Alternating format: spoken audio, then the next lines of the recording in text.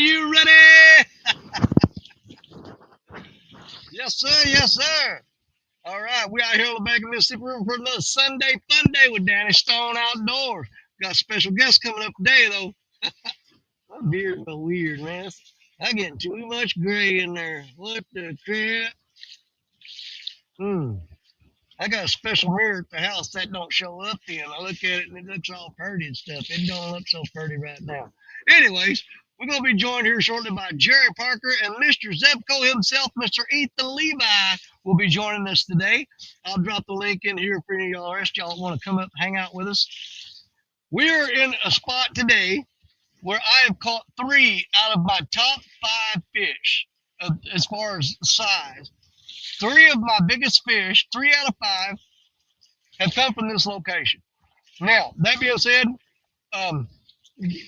it's not a high quantity fishing spot, but generally you got better quality here. That being said, also, you don't stand there, I just caught a 3-pound channel cat here. I ain't never freaking caught a channel cat in this spot. I don't know what's going on with that. But again, Jerry Parker will be joining us shortly, and Ethan Levi, Mr. Zebco, will be joining us. I'll drop the link out there for the rest of you guys that want to come up here in just a little bit. Let's say hello to everybody in here and see what's going on, okay? All right, right out the gate, Mr. Eddie Gross, first one in the house. Welcome in, Eddie. Good to see you, brother. Good to see you. Sean Chili, man, I ain't seen Sean Chili in a while. Sean Chili lace and a pretty little face, ponytail hanging down, a wiggle in a walk and a giggle when she talk. Make the world go round, round, round. Ain't nothing in the world like a big-eyed girl to make me act so funny, make me spend my money, make me feel real loose like a long-necked goose saying, "Wop, baby, that's what I like." That's a long intro to Sean Chili right there. Long story short, hey, Sean, how you doing, buddy? Nubbies, welcome in. Good afternoon, Dave Garcher in the house. Good afternoon. 217 Rebel, my little brother. What is going on? Man, I hope that you make it to the Jerry Parker's New Year's Eve Baldwin Bash. Because, man, I would love to meet up there with you at Baldwin and fish with you that day. I'm really, really hoping you make it there. It's one of the things I'm really excited about and wanting to see you spend the day fishing together. You know what I'm saying? So please, whatever you do, try to make that date. Fishing the Mid-South, what is up, my brother? Good to see you, good to see you. Mad County Fishing, getting the boat loaded up now. She's afloat. Yes, it is. Yes, it is. So he'll be with us here in just a little bit. I thought you was already on the water, man. Charlie T, my sister, missed you so much yesterday during the tournament. Yeah, and of course, because Charlie T wasn't there, that Mean Gene and them, they just didn't do quite as good as they normally do. Because without Charlie there, it just ain't the same. It ain't the same. Man, you don't leave your lucky rabbit's foot at the house, brother. You just don't do it. You know, that's just the big no-no. If Charlie T ain't there, you might as well stay at home. Because that's where your fish is going to come from right there. All right. You didn't forget. I never forget, brother. I'm like, real time catfishing, y'all. We are blessed to have the professional catfish angler himself in this chat right now. Love that guy to death. He's something else. Mr. John Parker, welcome in. Love you, brother. Lisa Elliott, good afternoon, Lisa. Good to see you. Bruce W. Journey, let's go. Good luck, I'm hoping. Guys, this is not going to be just like fish on, fish on, fish on, fish on from my point, okay? We're targeting big catfish today. I ain't saying we might not snatch a little one up here and there if we catch anything at all. But we're in a spot where I've caught, like, out of my top 5 fish, the biggest fish, 3 of them have come from this spot. So that was the object of the day, was to set up on this spot and see if we can't find a monster out there lurking. Because what we're fishing at, okay, I'm throwing right underneath. You see those 2 barges? I'm slinging some big old baits out there, and I'm letting them get underneath that barge, and I'm letting that line and letting it get way up and underneath there, and trying to pull a big fish out from under that barge. It's been anchored up there for about 4 weeks, so they should be settled in there and trying to treat that like a home. You know what I'm saying? I don't know. Heck, they may move it today. I don't know. But it's been there for a while, so that's why I decided to set up on those 2 barges. because it's an established spot where the fish are starting to gather under there. But the bite is slow today, so we'll make the best of it. See what we can do. Okay, here there's Lisa and Charlie and Lisa. Man, can I see? I'll be back in a few, brother. Once we get our spot and set up. All right, man. I'll be looking for you. You've got the link. All you gotta do is click it, and I'll try to keep an eye on the basement and see you when you get up in here. Okay, Steve Hooker Thomas. Steve. Poor Steve. We fished stand day together, and 10 seconds after the show was over, he landed and fished it with a one stand day. And he sent me the picture or video of it. And I'm like, well, that's how it goes, buddy. I mean, 10 seconds after the show, man, he caught a huge carp. And I'm like, you got to be kidding me, man. That's just crazy. But it happens more often than not. But Steve unofficially won stand day today, but he didn't really win because he was out of time. But he would have, he should have, and he could have. Okay, I'm just letting y'all know. Don't think Steve went home with his tail tucked between his legs and saying that them boys beat me with 2-3 pound catfish. No, about 10 seconds after the show, he throws up a big old giant carp on there. He just a little too much too late. You know what I'm saying? But I'm surprised Steve didn't get on something a little bit sooner. Okay, Sharon Chavez. Happy to see you out there fishing for a while. Yeah, honey, I ain't never gonna quit fishing. They cut my head off and I'd roll out here like a bowling ball and hold the rod in my teeth. Oh, well, hopefully we'll get on something today. But if not, don't worry. I got plenty of backup coming. I do. Jerry Parker will be here shortly. And Fishing Mid-South, he's going to join me. Ethan Levi, Mr. Zebco himself, he'll be here shortly. He's getting set up right now. Okay. So I got backup. I brought backup. Be on the lookout in about 20 minutes. All righty, Ethan. We'll be looking for you, buddy. I'll try to see if I can't get something going on here before then. I'll get that rods in there all clear and crystal clear like that. There we go. I'm going to go ahead and drop a link out there for anybody that is out there that might want to come up and fish with me and old Jerry Parker here in a little bit.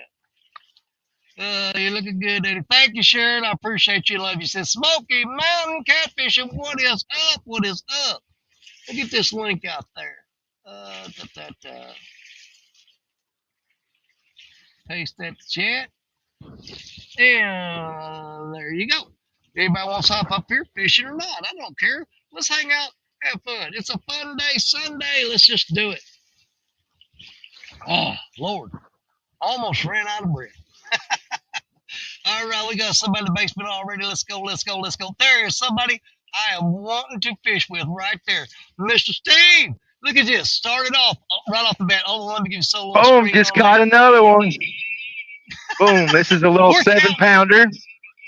We're counting it. We're counting it. Yep. That Sweet, will bud. work. That will work. I like it, dude. That's what I'm talking about. We are definitely counting that. So the show started off right off the bat. We got a fish on the board. There you go. I knew I could count on Steve. Getting it done. Just a little slow. It is cold here this morning, though. It was a little nippy here. The sun's trying to break through the clouds. It's not doing a great job of it because there's a lot of freaking clouds. You know what I'm saying? But it's fighting. It's fighting for it. Warren Farley.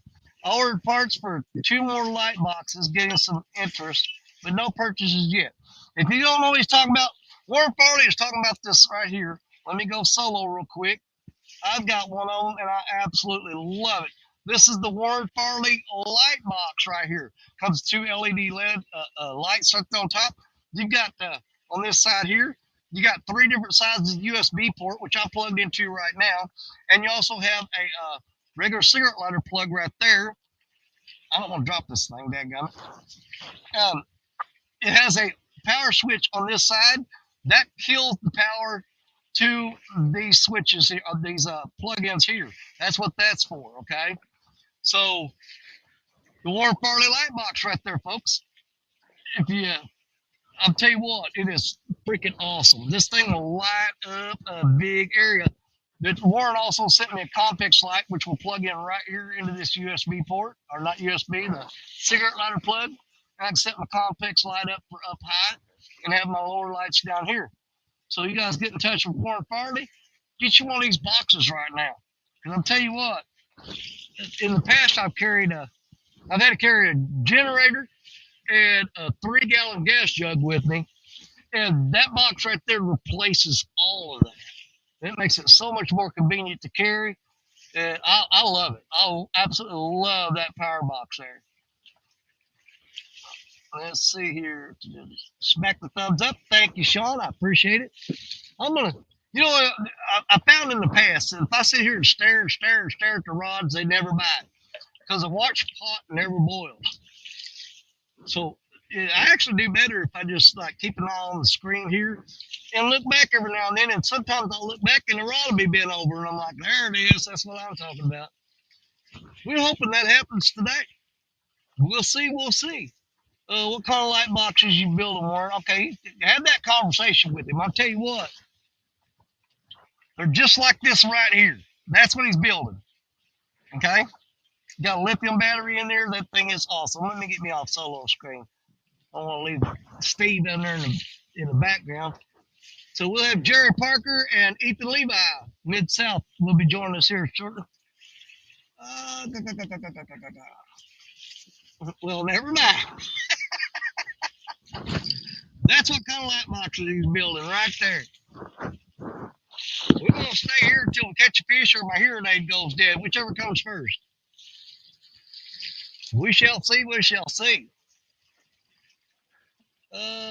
Says she won't be able to keep you at home with that. She has no problem with that. She rather enjoys her time at the house watching the Hallmark Channel and all that stuff. And when I'm at home, I got the remote. That's just the way it is. And, she's got her time to watch TV while I'm at work, and she's got her time to watch TV when I'm fishing. So whenever I'm at home, it's not no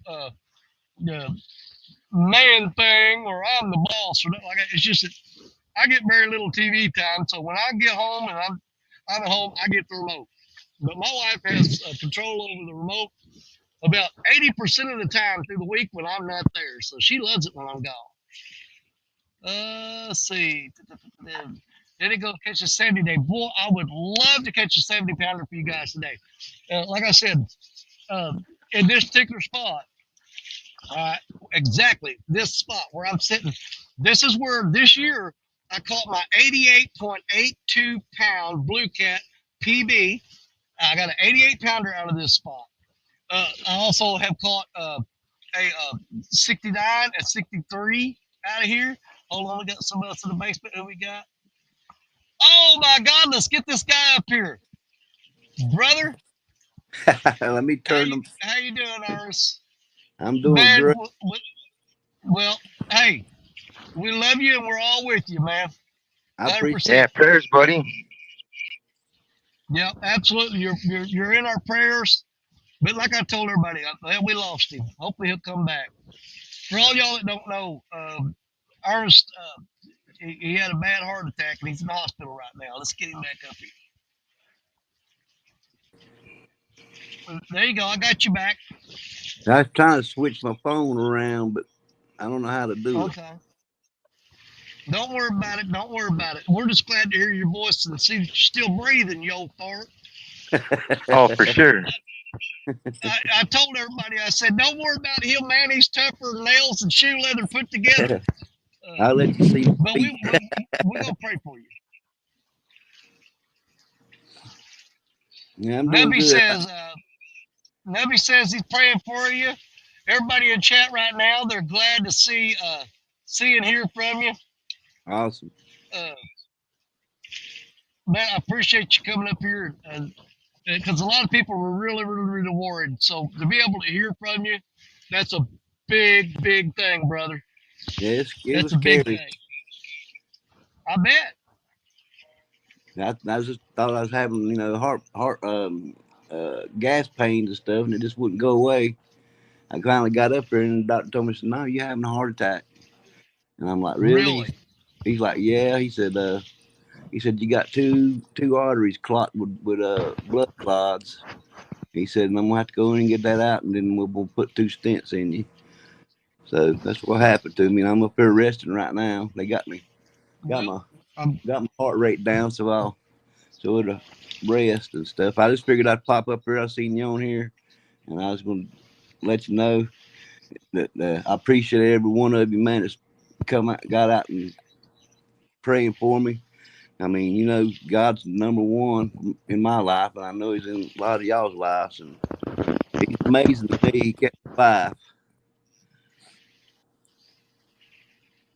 well, Shirley T says I love watching Ernest fishing. There's Thank you, Miss Shirley. it's it's gonna be a while. well, Smoky Mountain Catfish says get well soon, Ernest. Prayers for you. Other people in here said prayers for you. But we Awesome. all got you back, buddy. Hey, Ernest. I say this from the bottom of my heart. We all love you. We love watching you. You're a big part of the catfish community, and we're just glad that you're still kicking there, buddy. I Facts. appreciate it. I 100%. ain't, I ain't gonna be up here long. I'm gonna lay down here and rest. I just wanted to pop up and let you know what was going on, and I just want to say God bless each and every one of you, and I appreciate your prayers. And I'll talk to you later. All right. Well, And I hope Shirley T y'all. says that big turtle you caught Friday put the juju on you. I know, man. That thing is a trip. I thought I had a big old flathead. Well, Ernest, you're always welcome up on my channel, and Yes, ma'am. I want to say I appreciate you coming up today. You put a lot of ease to people's mind. But I'm gonna tell you this: take your time getting well. Don't be Yeah. rushing it, you hard-headed fart. I'm telling you, don't be getting all hard-headed and trying to get out there. You take your time. Don't worry, we'll all be here waiting for you when you're ready. All right, I'll do that. Y'all catch. I All hope right, y'all catch. buddy. I hope y'all catch a big old tank. Thanks, We're Ernest. working on it. Get better. All right, I'm gonna get out of here, guys. I love you, each and every one. All right, You brother. too, We love buddy. you too. There you go. There's a special surprise for you right there. Our brother, Mr. Ernest, coming to you live. That's what the key word here is coming to you live, buddy. That's what I love about it. Oh, exactly. He's something else. That's a good dude right there. Yes, he is. River Cats Tackle. Hey, Mr. John, how you doing? Sharon Chavez, our thoughts and prayers are with River Rat. 100%, 100%. That just made this show right here. I'm gonna tell you what. I could shut it down right now and I'd be perfectly happy that we got to get Ernest up here to say hi to everybody and reassure them that how he's doing. Uh, he's still he's still recovering because I mean it just happened last night. So for him to pop up here like that is something special, something super special. And we all love Ernest. And, whoo, he got me pumped up now. Dude, Heck I tell yeah. you what. Uh, I absolutely, that's a moment right there that I'm going to remember forever. That Ernest popped up here to let us know that he's hanging in there. And brother, 100%, we love you. We love you to death. That guy's one hell of a fisherman too. I tell you what. I couldn't agree more. He catches some tanks, man, some monsters. I know it. Oh, he makes me sick. All them flatheads he catches. I'm like, why can't I do that? Yeah, he's He starts good. bringing that old.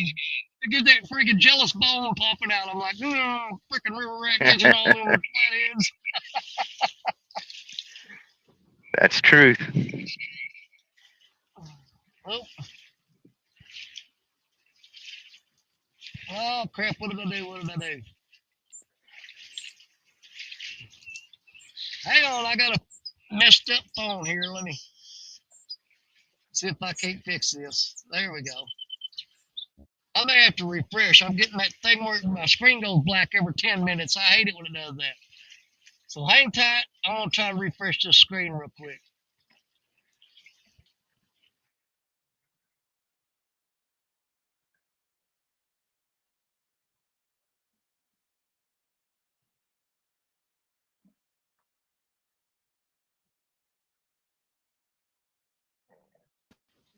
There we go. Let's see if that fixes it.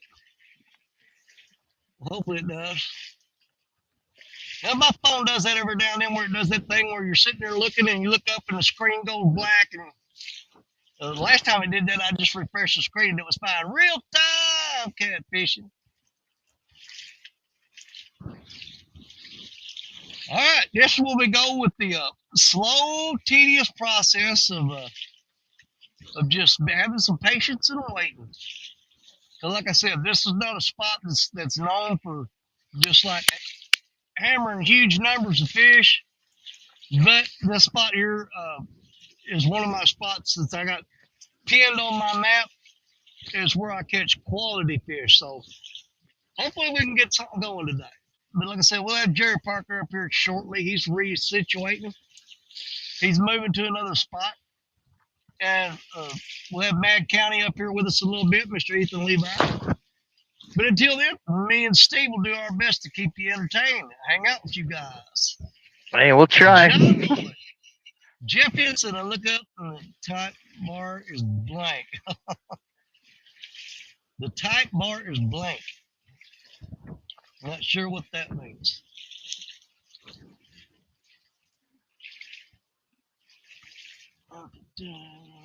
And there's John Boys. Oh, the sun is breaking through the clouds, you guys. I'm gonna be like a lizard on a rock laying here catching some sun rays, trying to warm up. It's been cloudy all day with a little bit of misty rain. Got me kind of not soaking wet, but a little damp, and the wind blowing on me. It got kind of chilly there for a little bit, but now the sun's coming out. It's gonna make a whole big difference for me. Got warm here. I've gonna shed 3 layers. Yeah, I went and got my jacket out of the truck earlier, and I done took it off. Jeff Henson, what's going on? Chat bar. Is the chat bar blank now? Jeff? Come back. JG Hill Studio. My brother like no other. Love you to death, brother. Good to see you, JG. Yeah, JG gave away that. Man, he's giving away that barbecue rub. Man, I thought I had old Parker when that rod went down. I said, Parker, I'm going to take that rub away from you. But he made me back point 0.6 pounds. What a turd. That's what, I was telling her earlier, that's what he freaking does to me, man. I hang out with Jerry Parker all the time, and he always one-ups me. Every chance he gets, he's got to one-up me. There's like hundreds of people out there you can pick on, but who's Parker come after every time? Me. You wonder why I even still friends with the guy. I guess so. No, I love fishing with Jerry Parker. He's one of my favorite people to hang out with and stuff, and we always have a good time when we get together and go fishing. He's a great guy. He really is. Oh, did the last Baku guy come up here 922 crappie barbecue? Bobby. Yeah, there's my brother Lance. What's going on? Lance, we got the Ancient Mariner rods and reels out front right here today with the got the Challenger rod and crap, I can't remember what the other one is. Contender. I got the Albatross 6000 reels on all 3 of them. And of course, we got to have Black Betty down there on the end just waiting to do her thing. And see if she can't get on something nice today. And they're all rigged up with River Cat tackle hooks. They all got the River Cat tackle hooks on. Jeff Henson with a $4 boom super sticker. Thank you, brother. I appreciate it. Thank you very much.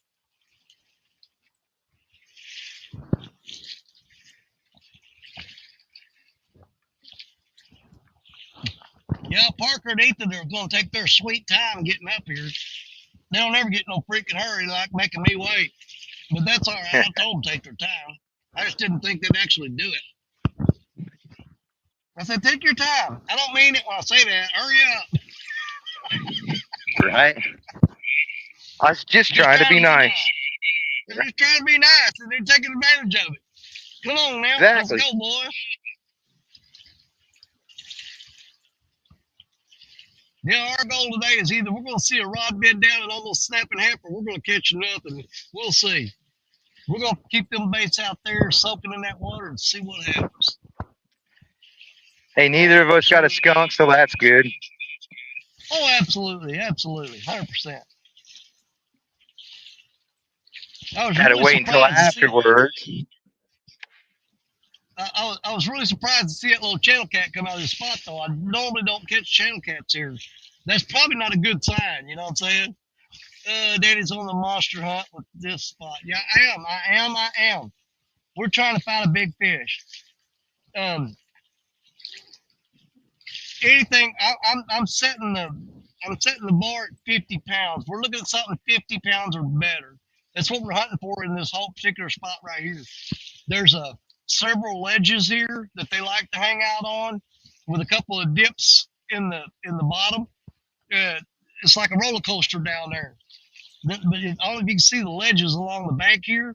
They drop off about 3 or 4 feet, like ladder steps. It goes out there for about 40 yards like that, where it just drops off and goes. You go 3 or 4 feet, and it'll drop off 3 or 4 feet, and then go 3 or 4 feet, and it'll drop off. There's a series of ledges right here off this bank. In addition to that, just past the ledges, there are humps and dips in the river that them catfish like to get down in them dips and hang up there. Generally, that we fish the humps and the dips for flathead in the summertime because they love to lay on the downstream side of one of those humps and wait for stuff to float by. But the blue cats will do that too. But that's one of the things about this spot. Why it holds not a large number of fish, but you'll generally find bigger fish right here. I know we went over with the boat and scanned it, and you might not see but like 3, 4, maybe 5 fish in this spot. But they will absolutely be just unbelievably huge fish here. And for some reason, this spot seems to hold them there. And that's why we're targeting this spot today.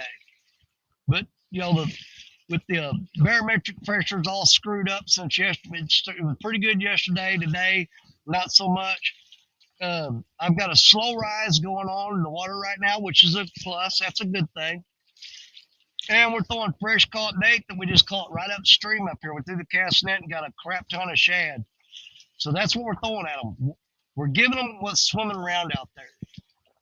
With the bite being slow and everything, we'll do the best we can. See if we can't get something going.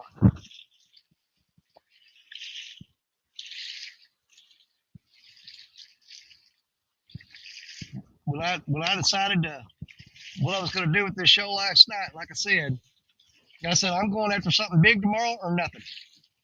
There's no in between. So we're going to try to hit this spot, see what happens. Dude, a 50 pounder is crazy to me. I'll fish all day and maybe catch 50 pounds of carp. Really? Yeah, our state record here is only a 32-pound carp. I'm trying to break it this year or next. Well, if anybody can do it, I believe you can, brother, because you've got them figured out. Well, thank you. I'm trying. This is really my first year targeting carp. Well, you've impressed me, I'll tell you that, because I don't do a lot of carp fishing. I thought about getting back into it. I just, I don't know. I'm stuck on catfish, dude. I just can't get off them. I mean, I'm supposed to be going after crappie and stuff like that and everything, and I've just completely put all that on the back burner. And I always wind up catfishing, no matter what I leave out the house to go do. I say, okay, I'm gonna go crappie fishing today, but I always got the catfish rods in the truck, and they never leave the truck. And I'll head out to go to a spot to go crappie fish, and I'll come to a fork in the road, and it's crappie on the right, catfish on the left. I'll make that freaking left turn every time. Oh, yeah. Well, that's like me. I'm more of a trout guy. I grew up like in Utah. That's all they really have here. Until this year, and then meeting all you great guys, I was like, but this is the only way I compete was with carp. So, man, I had to learn how to do that quick. All right, there's Mad County. He says, drop the link, please. Can't get the one to work that I sent him. Okay, I'll drop it for you right now, buddy. We'll drop that link again. And we'll get Ethan up here.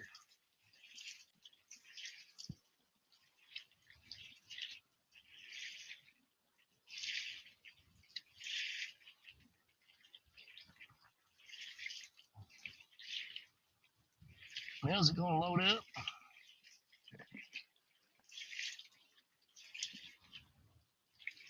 Oh, my phone's stuck.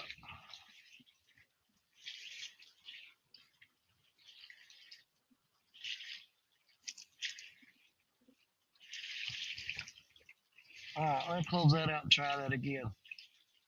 I don't know what I did wrong. And I think I figured out these carp today. They're camera shy. Are they? Yeah, it seems I'm like it. guessing so.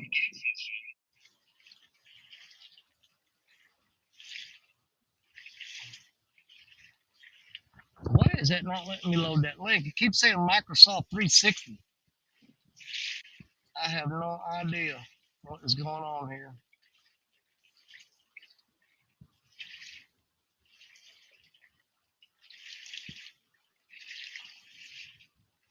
It is not letting me post that link.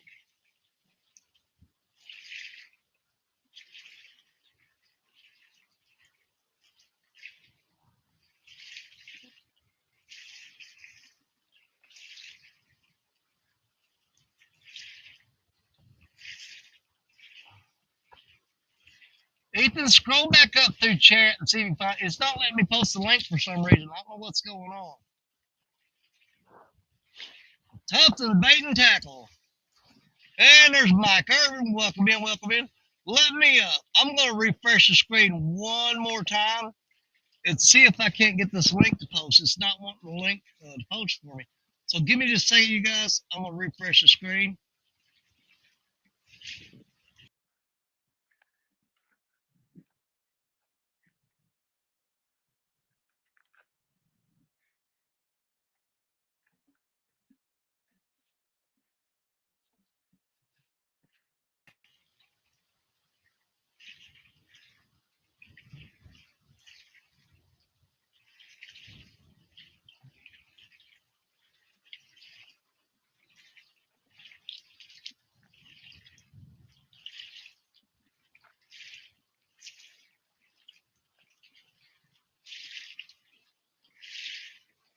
Oh, dude, you know, that can't be right.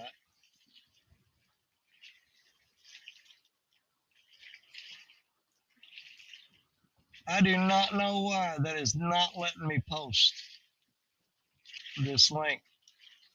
I got something freaking weird going on.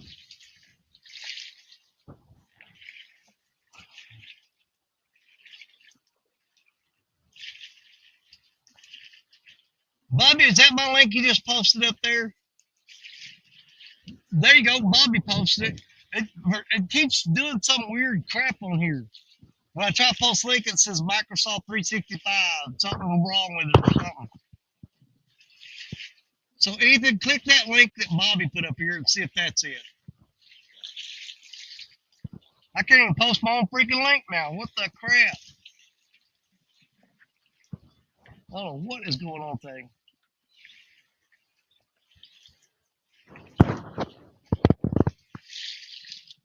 The sun is shining now.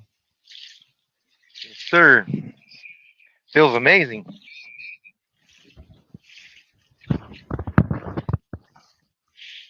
Yeah, it's completely cleared up now. The clouds going that way. There went a big old gar come up to the top. That's not nothing I want to see. So I got Dude, you did on they go. fight Thank you, good? Bobby. There we go. Let's get. What's going on? What's going on, Ethan? There you are. Are you all We're set getting up? set up. All right, We're brother. working on it. Well, Jerry should be along shortly.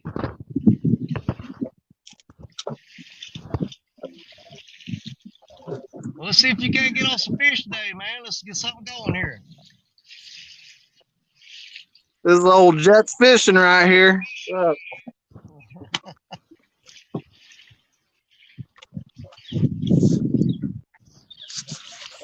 Well, glad to have you in here with us.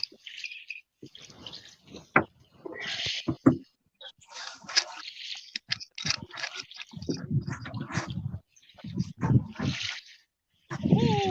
I'm just running 4 rods today. I've got one of them just right off the bank right here. The closest rod to us, it's thrown right off the bank. but it's underneath the barges. The second one, it's a little bit further out, and it's underneath that second barge out there. The other two rods are throw down a little bit further. So far, we caught one fish today, and it came on the second rod, which is underneath the barge further out. That's wet. I don't have a whole lot of trash floating down the river. I have no trash floating on top. I am picking up a few little grass and leaves and stuff that's dragging along the bottom there and floating along, and hanging up on my hooks and rods. But it's not bad. Not bad at all.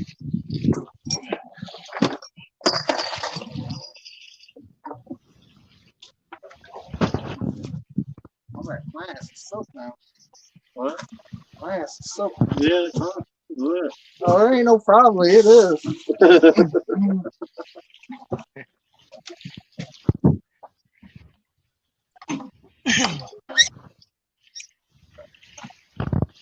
Everybody's saying hi to everybody. We got 31 people in the house right now.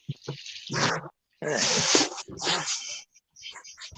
awesome. The whole gang here, waiting on Jerry Parker to show up. He should be along shortly. He was making a move to a different spot. Did he do any good earlier?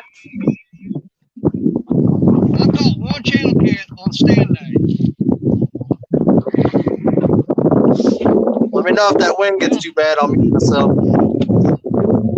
It blew a little bit.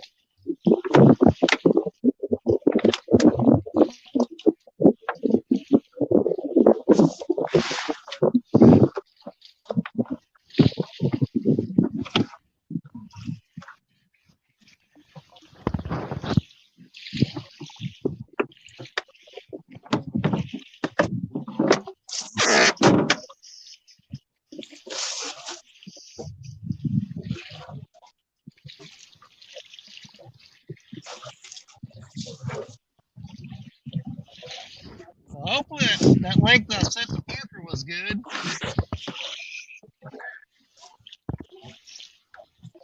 You know, because I've been having a lot of trouble on StreamYard lately because I dropped StreamYard paying for them because they just got too daggone high for me. They raised their price on it. So I'm running on the free thing now, which only gives you like 20 hours. Just put a few on there. But I've noticed they've been giving me a lot of troubles like posting posting links, different things in there just don't let you do very much of. That's all I got. That's how they get you. Throw this very far? Huh? Throw that one very far? It's up that way.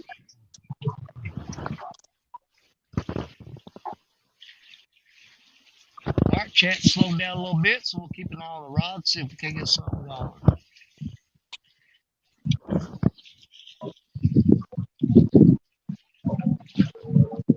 They weren't so camera shy. There comes a bunch of Man, ducks. I've had more barge traffic today than we've had all week long. It's like, man, they're just coming back to back on me. A lot of barges today.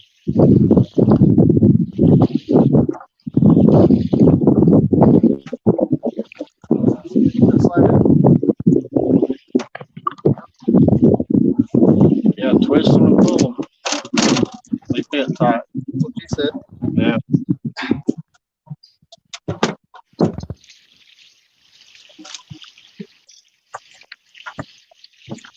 Need to go to debris our way. Bunch of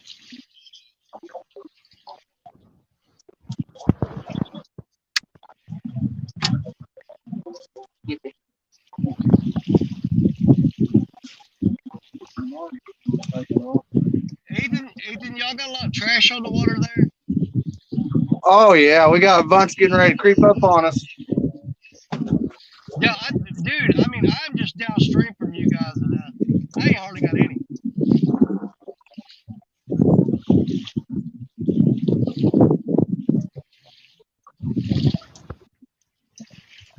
Yeah, we're spot locked inside of this dike, and it's helping a little bit, but there's still a bunch floating by. Yeah.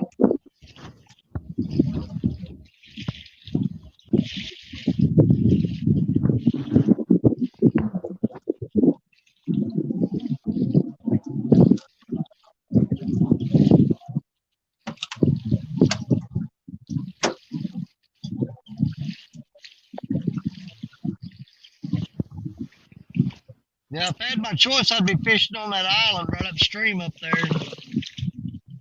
And throwing off into that deep hole down there.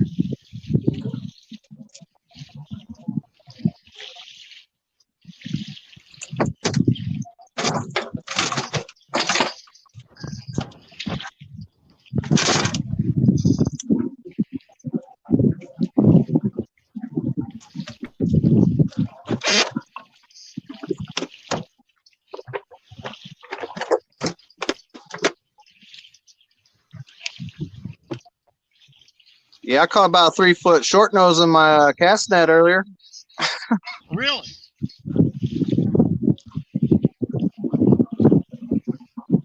I ain't seen too many of them. I've seen one come up a while ago. He's swimming along the surface of the water there. But they thinned out quite a bit here with that water temperature dropping. They're one of the first ones to go out there in them deep holes and start schooling up and getting away from the edge of the bank. Well, I did get this little guy. Let's see what you got. Hold on here. I'll have to chop him up. Threw out some little shad. I'm gonna wait a minute before I chop him up. Yeah.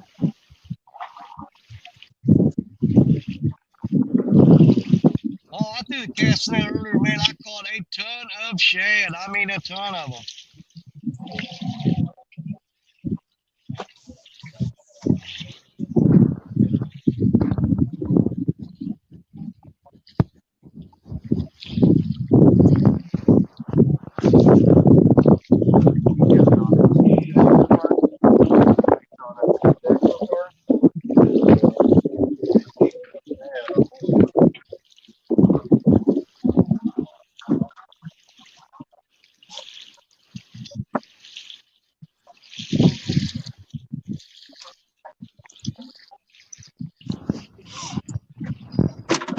You bring a big battery pack with me. Need it.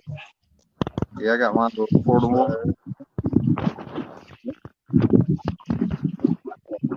Plug into the side. And, out USB in and just turn it on. We can see now. Oh, it should be later somewhere.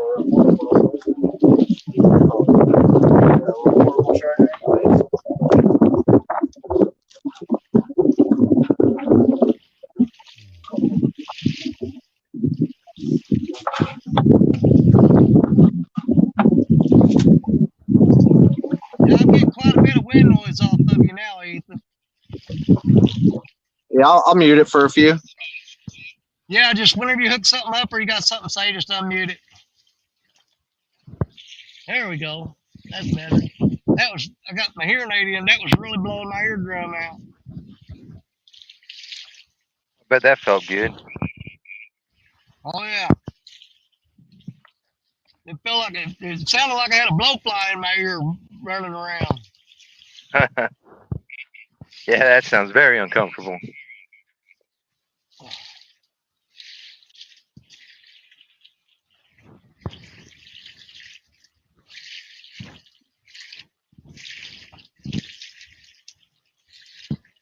Yeah, from the end of stand days until I jumped on yours, I caught 2. Boom, boom. And as soon as I turned the camera on, silence. Yeah. I know. That's crazy, isn't it? Mm-hmm. They're down there arguing over who wants to come up on your show. Just like you were staying at stand days. There's Jerry Parker.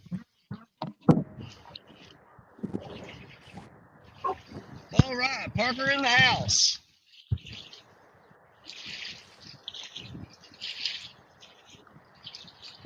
Get you a good spot.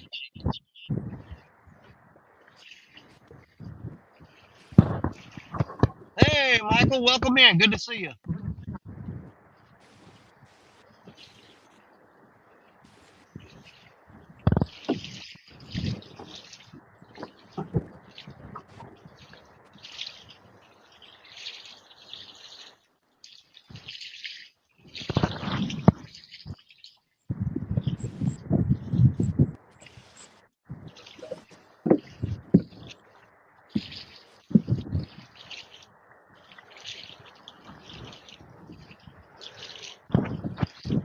Man, I don't know what it is, Dave, but service sucks. I found a flat that I normally get service on, and I found Yeah. fish, but I tried like 10 times to come in, and I ended up having to leave it. But yeah, there's a flat, a little ways down the river. And there was a lot of fish on it, but I couldn't get signal for nothing.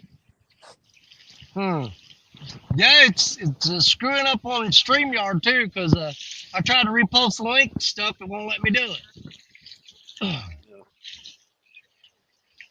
It keeps popping up something that says Microsoft 365, something, something goofy with the program or something.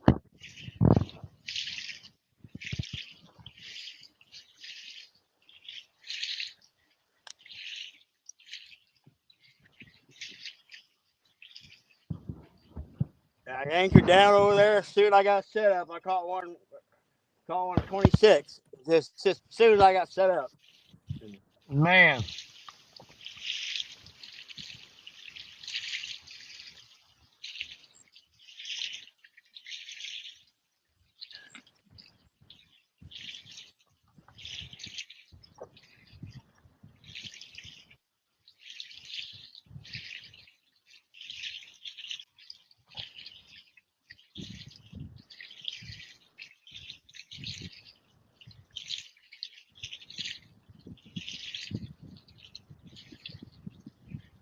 yeah, I've been seeing more and more commercial boats down here lately. But this morning was that was the worst of all. Uh, I don't know if there's like a crew of them that's all working together, but there was 3 commercial boats all launched at the same time, and they all was going upstream together on that thing. So it may be just a company of them. I don't care. I don't like it. I understand they're trying to make a living and all that, but for Well, the past year, dude, I've seen so many commercial boats on this river that I've never seen before. And you can tell it's making a difference already. need to find out what parking lot they're using, boat ramp, call the DNR so they can check them guys when they're coming in. Yeah.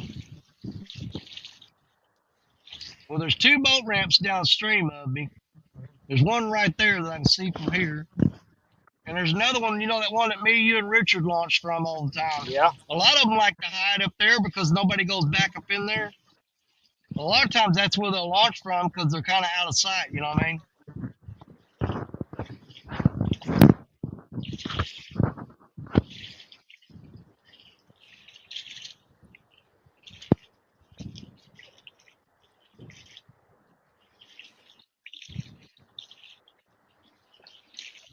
Well, I'm hoping with that sun coming out and this little bit of a breeze blowing, it dries this bank up. This gumbo mud is sticking to my feet. I can't even walk in this crap. Get hooked on Colorado. Jay, what is up, brother? Good to see you. What up, Jay? Thank you for coming in. Thank you for How coming doing, in. Jay?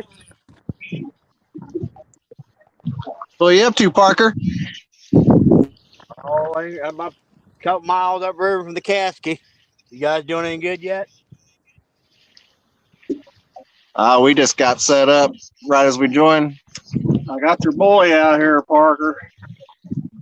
That's your son. That's your son. That's your son. I was just borrowing him for the day. I gave him up for adoption a long time ago.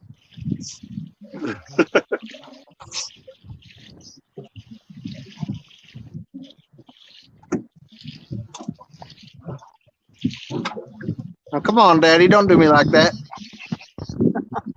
What's that? Oh, he said, go on, Daddy.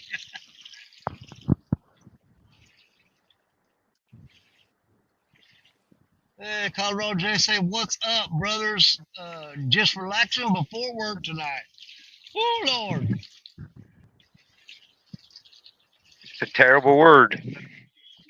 Yeah, I know it. I got to go to work tomorrow, but Tuesday I go to see the neurosurgeon and find out when they're going to do surgery and what all they're going to do.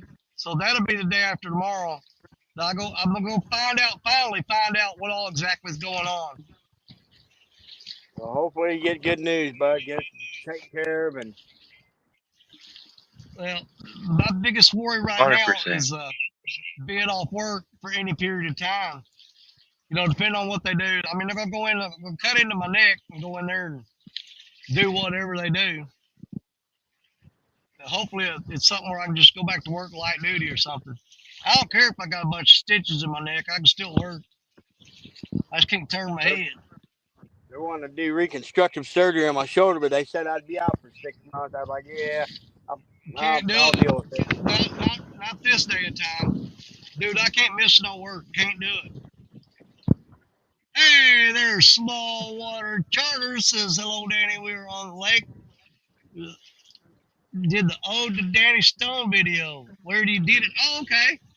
And that's Mr. John from Small Water Charter. Spell it Jon. Get the H out of here because he don't like it.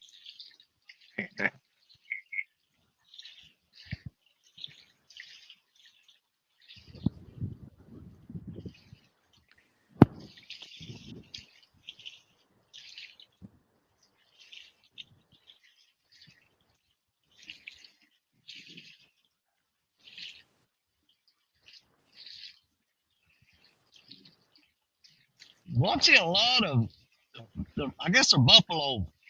Man, they're rolling their backs up out of the water like dolphins. Just Yeah, 3 there's a feet off lot. the bank, man. Yeah, a lot of buffalo coming up today. I've seen a lot of buffalo.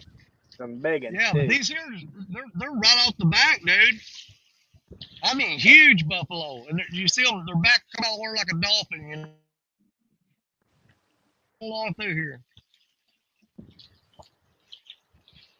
Dude, every one of those white bass I caught yesterday, when I went home and cleaned them, they were just stuffed full of eggs, man. I mean, every one of them.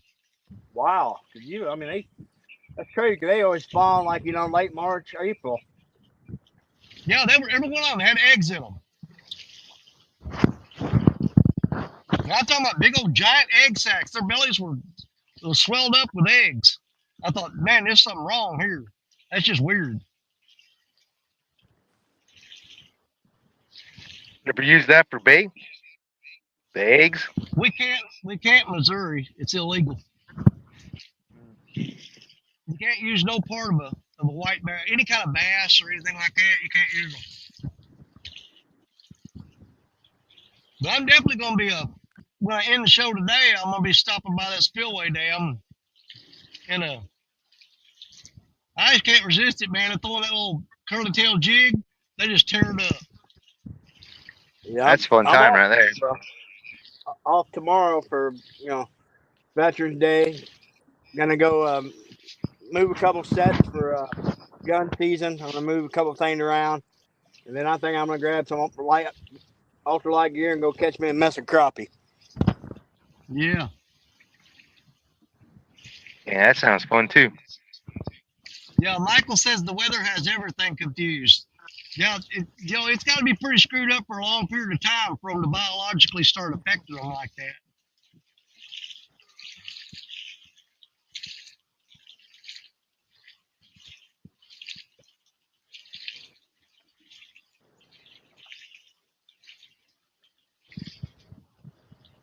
You know, that's the thing about fishing up there at Baldwin Lake up there in southern Illinois. You know, there's a power plant lake with heated water. Dude, you can catch fish there year round with eggs in them. Yeah, there's no rhyme or reason when they spawn.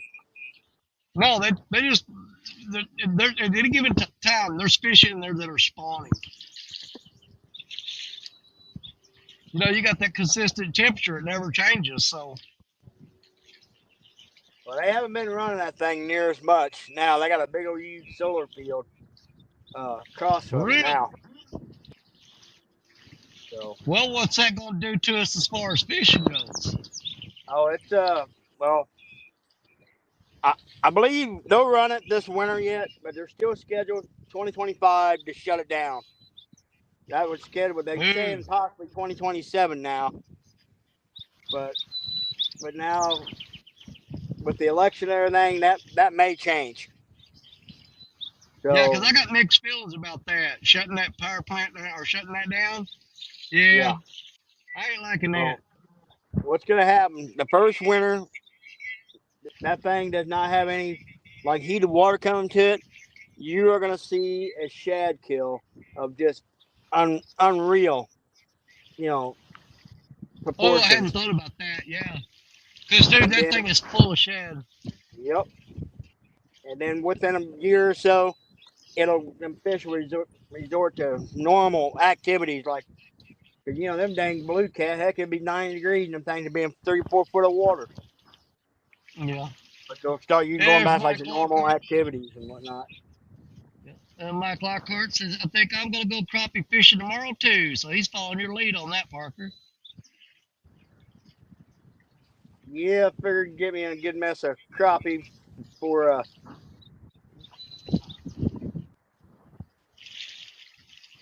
You've been catching the crap out of them anyway. What are you just eating them as you're catching them? You ain't putting none of them up.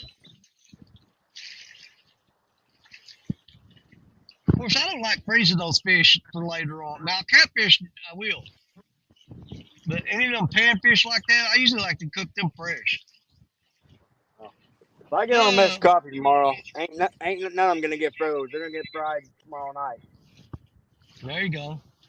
Michael says no. It's November and the turtles are still out. Oh yeah, I've seen all kind of turtles today. And John from Smallwater Charge says he's going back to fishing. So, well, thanks for stopping in, John. Go get you a big old bass. Good luck. Catch you a big old bass, John. Monster. There you go. Get pickle.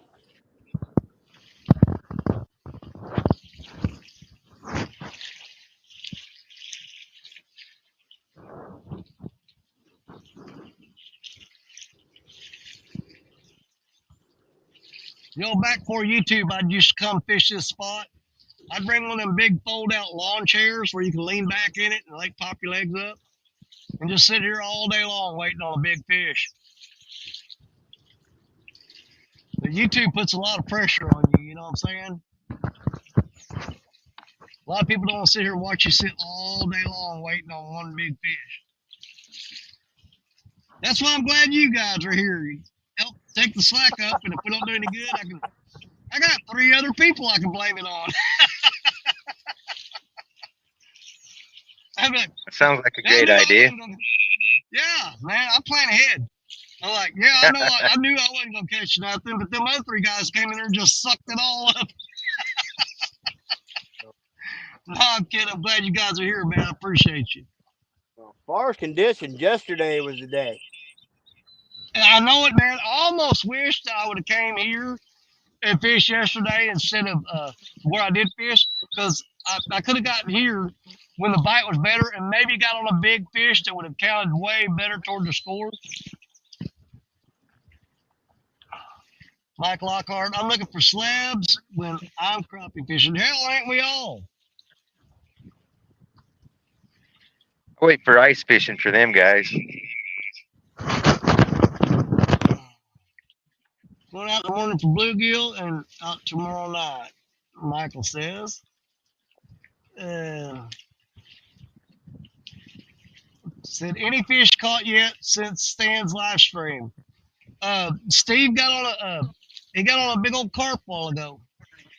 He's actually caught like 3 of them. But as soon as the stream started, first thing he popped up here with a fish in his hand. Oh He yeah. getting on the carp. If we all turned off our camera, we'd all catch 50 pounders. Oh, for sure. They're all shy. Yeah.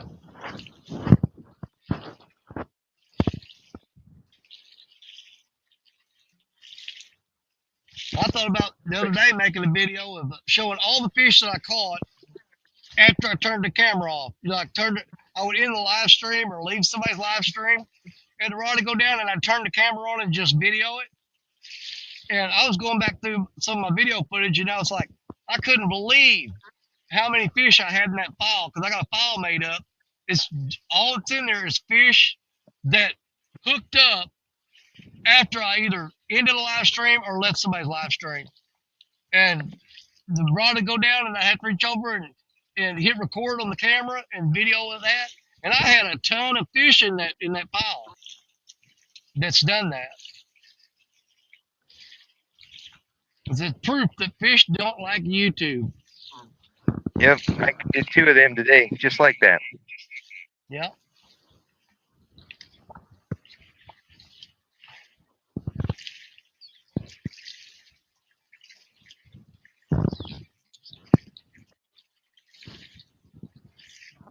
And one thing I do like about this spot is I can see my truck from where I'm sitting. That way I don't have to worry about nobody stealing nothing out of the back of it. And you'd be surprised how big a problem that is around here. If you got fishing gear That's in your truck terrible. and you're gonna go fishing, it is bad, man. If you got any kind of gear in the back of your truck and you're gonna walk a long ways to a fishing spot, make sure anything you don't need or you're gonna use, make sure you leave it at home. You don't want to leave nothing in that truck. You'll come back and Yeah, it'll it be sucks gone. people are like that. Well, it happens. Hmm.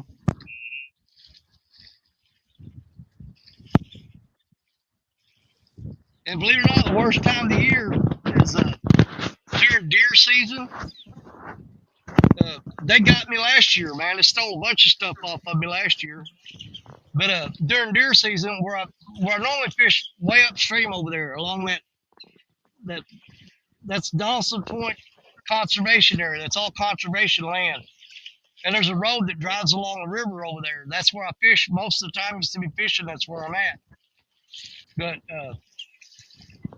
during deer season, there'll be a bunch of campers and tents set up there. That's people coming down from the as far as St. Louis and the big cities and stuff. That I mean, nothing against the city people, but um, it's mostly country folk around here. But during deer season, man, you get people from all walks of life that show up in the deer woods down there with campers and tents and stuff. And there's a small percentage of them. They had no problem seeing your truck parked on the road, and they'll walk down to the bank and look and see you way, way, way down there. They'll run back up to your truck and empty that thing out because they know you're too far away to catch them. And they will clean your truck out. They will steal everything you left in the bed of that truck. So during That's deer sad. season, I don't leave nothing in the truck. I don't leave nothing in there.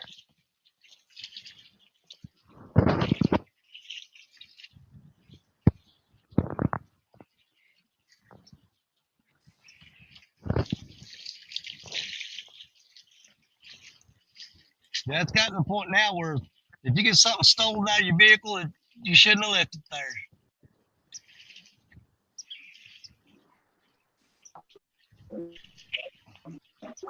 There you are back.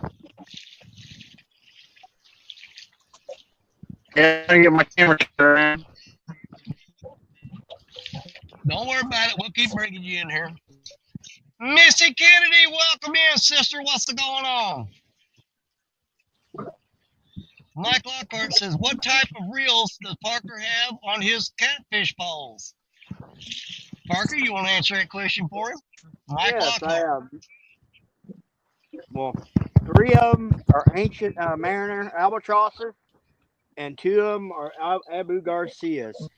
One's a 6500 series and one's a 7000.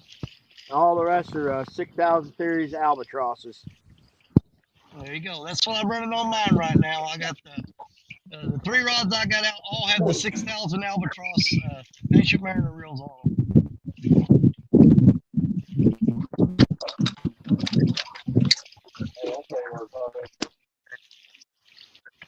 Of course, with Black Betty, that big 16-foot rod down there, I'm running an Akuma 8000 Avenger on there.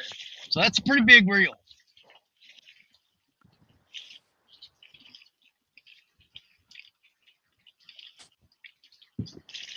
Yeah, it's a Kuma Avenger 8000. That's what that reel is.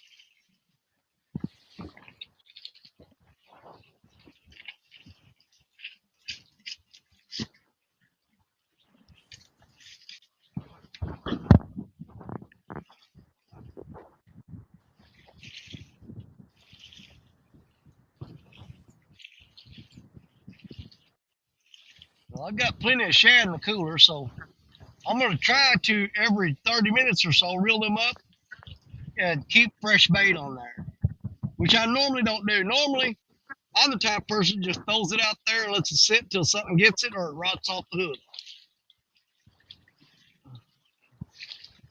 But we'll keep throwing fresh bait out today and see if we can't get on something.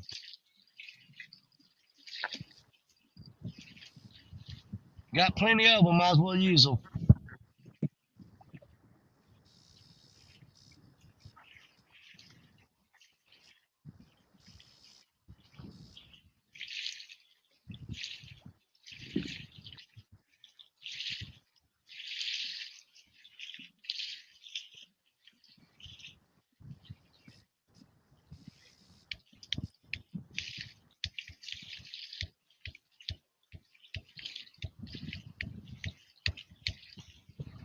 Yeah, on stand day, we gave away a pack of River Cats tackle hooks, and Miss B from Catch Fish with Us won those hooks. Bobby, did you say you was going to take care of that? Or do I need to get a hold of them? I think Bobby's going to take care of that for us, so he seems to be the closest one to them and have the easiest access to getting those.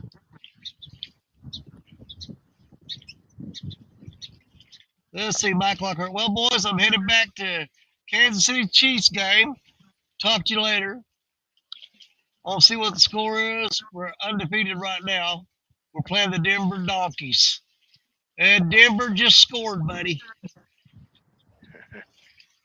And Bobby says he's going to take care of the hooks for Miss V. Well, appreciate that, Bobby.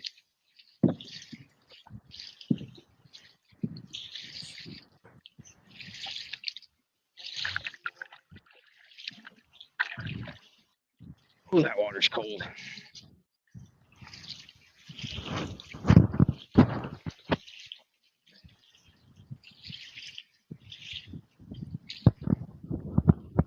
Well, it's still coming up here, but it's a really, really slow rise.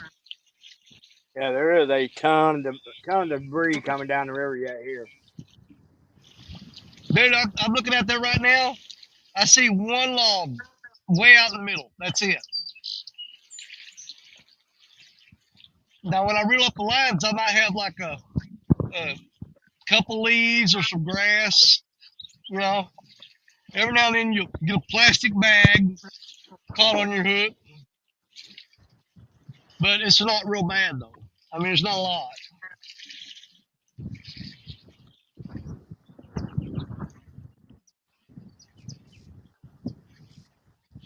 Michael says, Bobby, what's the price of those hooks? Say size 6. Are you talking about 6/0 or size 6? Because that's the difference. I think he means 6/0.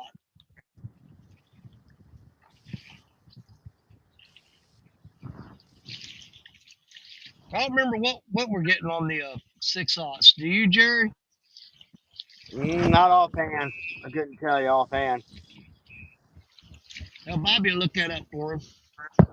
Yeah, 6/0.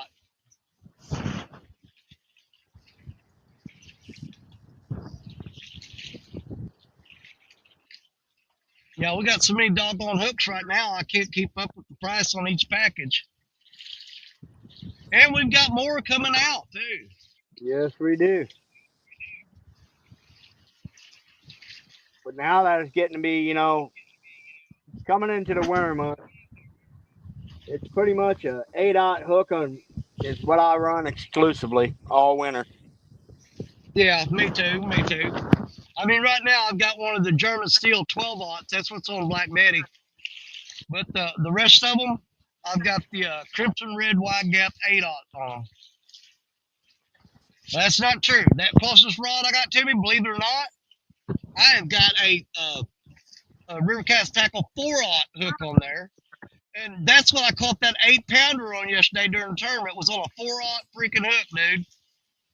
Dang. Yeah. I had that. I said, you know what? I'm going to throw out one small rod with small bait, a small hook. So just to keep from skunking, I can get like a little channel cat. And doggone if I didn't catch it was an 8+ pound channel cat on that 4/0 hook. But what I had on there for bait with just a little bitty 2-inch shiner that I caught in a cast net when I was trying to catch shad and stuff. I wound up with a handful of little bitty 2-inch shiners, and I threw them in the cooler so the heck with it. I put one on there. That's what that 8-pounder bit on, was that little shiner, 2-inch shiner on that 4-aught hook. That's what he bit.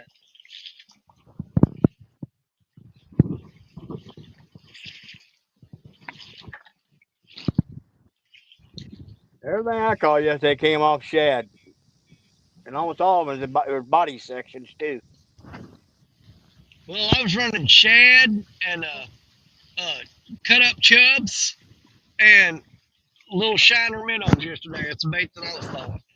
And I caught one fish on shad and one fish on the minnow. The big fish came on the minnow, the smaller fish came on the shad.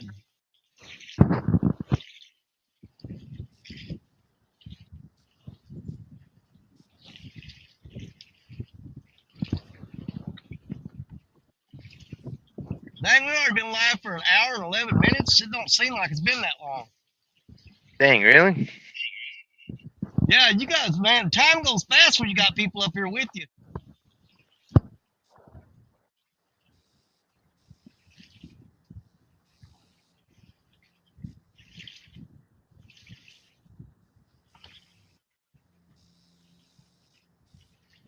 And there's Mr. John. He said the 6-aught hooks are $6. And Michael says, heck, that's cheaper than Eagle Claw. Better than eagle claw too, way better. Oh, absolutely. You guys just got a website or? River Cats Tackle. Check it out tonight.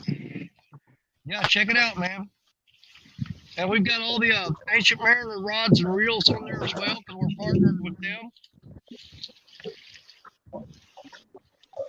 And you can check out those new carbon fiber rods we got, man. Those things, I tell you what, they are so lightweight. I couldn't believe it. We were all down at we all went to Memphis to the Bass Pro Shops Pyramid down there. All the River Cats tackle guys was down there just about a month or two ago. And Andrew DeFore was down there with his Creole's brother, Andrew, and all the rest of the guys. If they were actually taking that new carbon fiber rod, and one of them would be standing out in front of them, they would take the tip of that rod and put it on the other guy's throat, and you hold that rod real lightly, and you can feel the heartbeat from their neck through that rod. It was freaky weird, man. Man, that's crazy. Yeah, Andrew was taking that rod and sticking it on people's neck, and you put your finger on there real loosely, lightly on the rod, and feel it real carefully. You'd feel their heartbeat through that rod. That's how sensitive they are.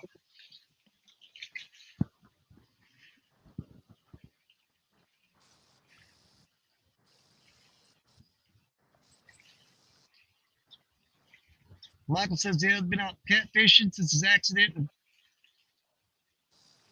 I'm thinking he said 2016. He said 2916. Neglected my gears.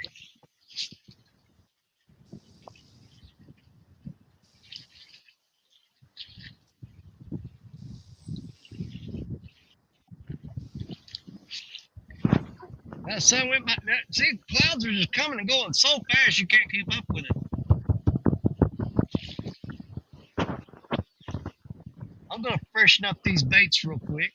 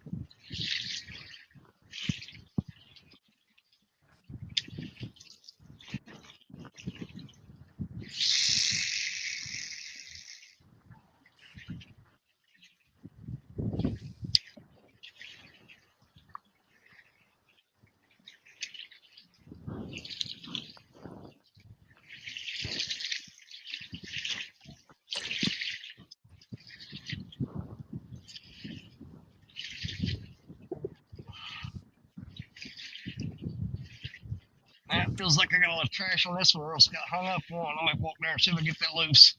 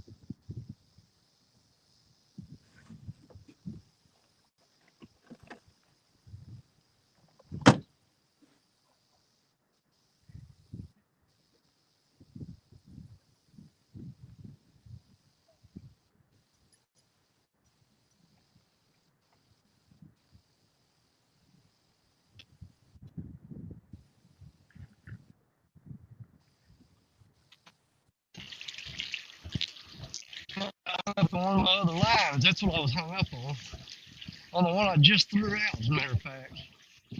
So I need to re-throw that real quick.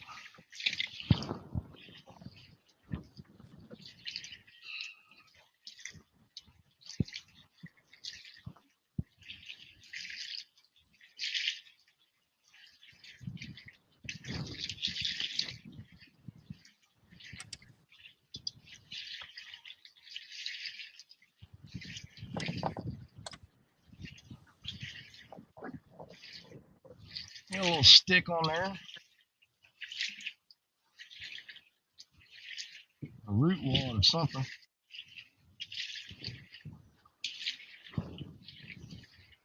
Try that again.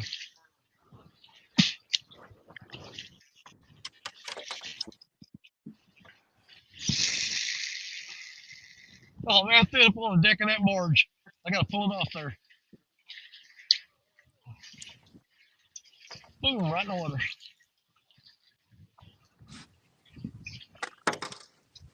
Yeah, let's see if that's a little better.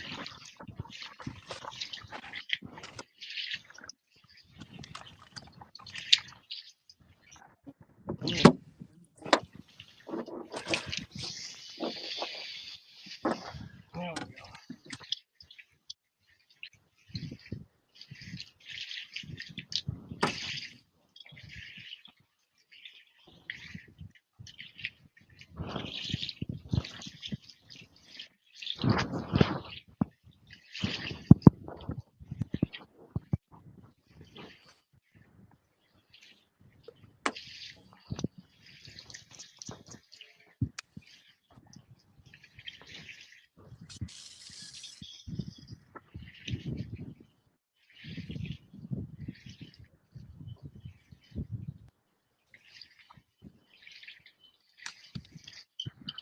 That bait's a little chewed up.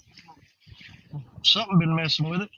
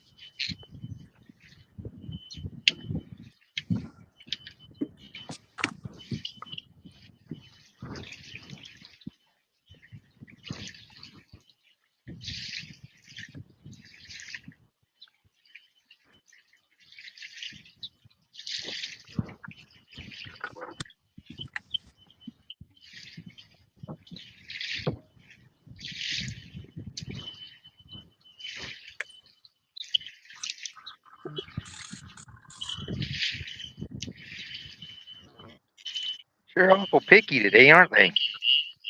They are.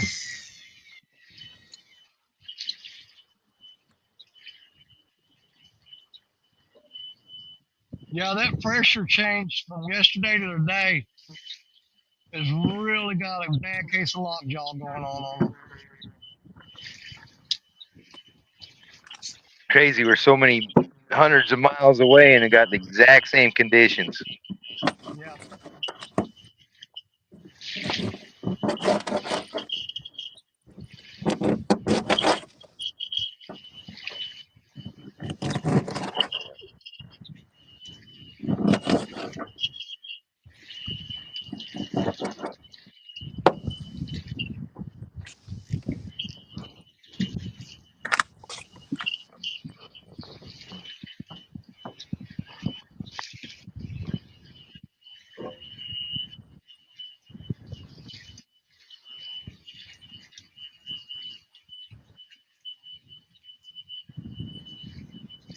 Well, that bait there's chewed up too.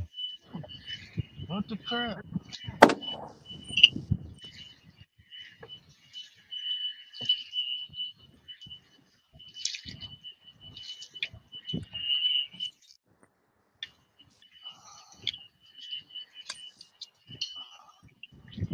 That's the biggest shad I got. I believe it is.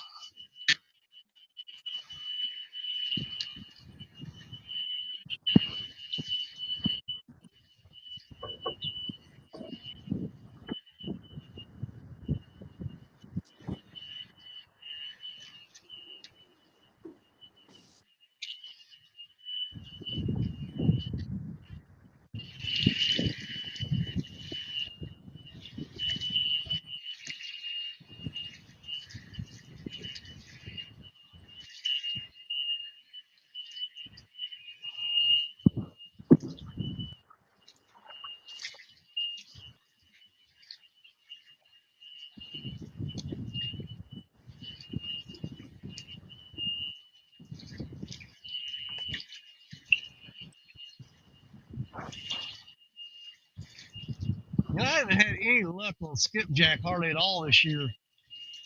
But I'm tempted to throw a big skipjack head on Black Betty and swing it out there. Maybe see if they've changed up a little bit. I don't know.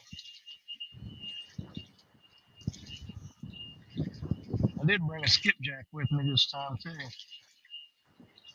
Get all this plastic and trash off the line.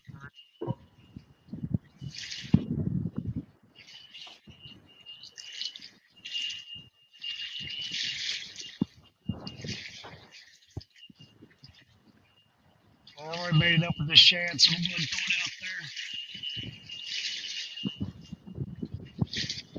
there, closer to the bank instead of way out there. Sometimes that works.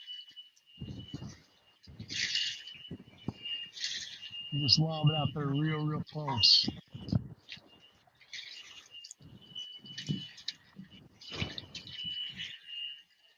Get that drag set. There we go.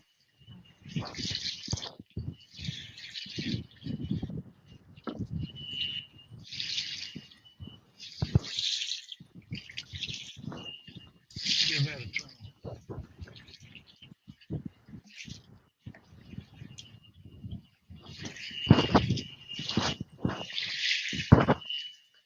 Well, my current picked up a little bit all of a sudden.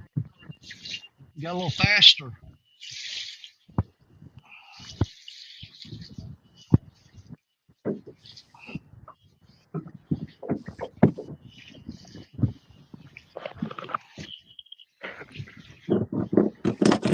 Well, we keep losing Ethan. Yeah.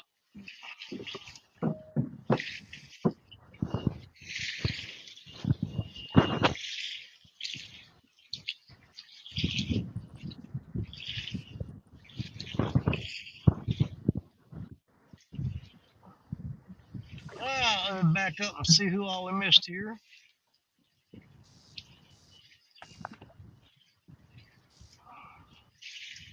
Oh, y'all did some taco mod rebaiting. Holy crap. They're back way up. Uh, where did I leave off at?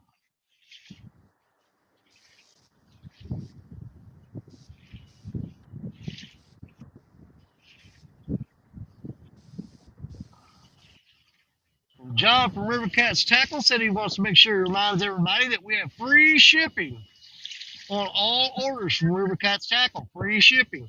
I don't care if you buy one hook or if you buy a rod and reel, whatever. No matter how much money you spend, there is no shipping charge.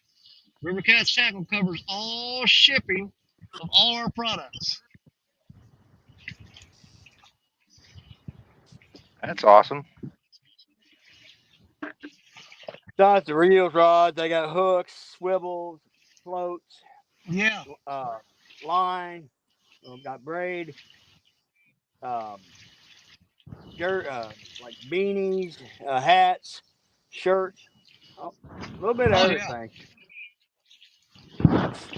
But no matter what you buy, no shipping charges. Michael's question is: has anyone heard the Iowa Catfish Drifters Association? Are they good or are they bad? I personally have never heard of them, Michael. Never heard Don't of them know either. anything about them. So I couldn't give you any information on them one way or the other.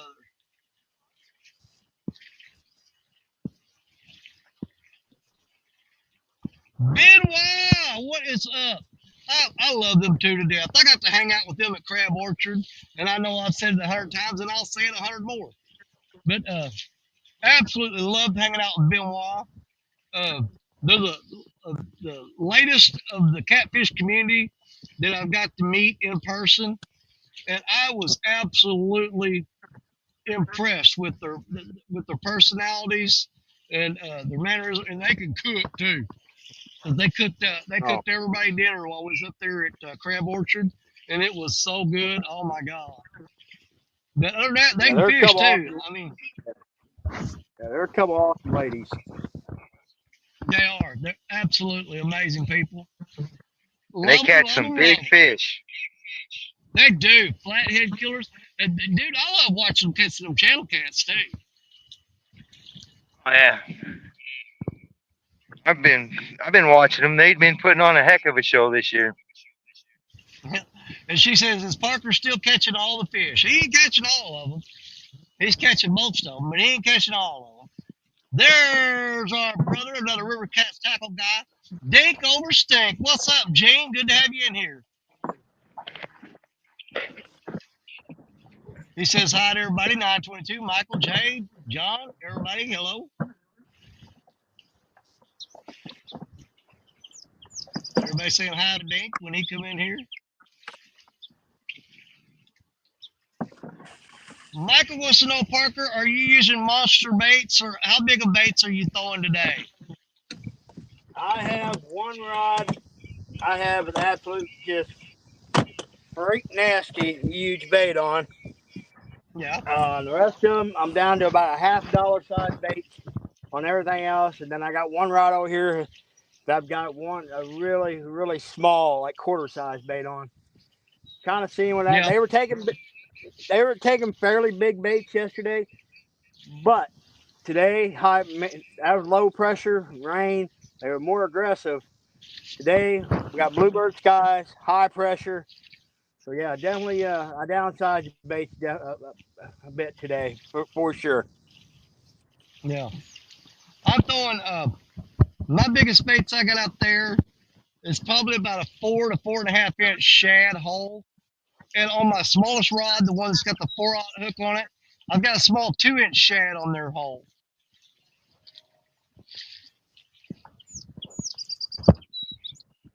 So compared to what we normally throw, yeah, I've downsized my baits quite a bit, quite a bit.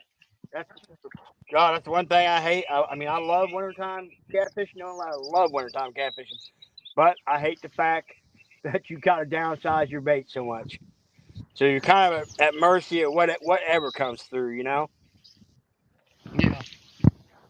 Like I said, Danny, Black Betty just looks so out of place on the river. Black Betty loves the river. Now, is that her? Is that where she wants to be? Well, yeah, she wants to be on the river, but where she would really, really, really love to be is on the beach down in Florida, chasing something, something with some teeth. You know what I'm saying? Betty loves chasing those fish with teeth, and pretty much everything in saltwater has teeth, This is true. except for the pompano. And I love catching pompano. It's one of my favorite fish to fish for. And the whiting.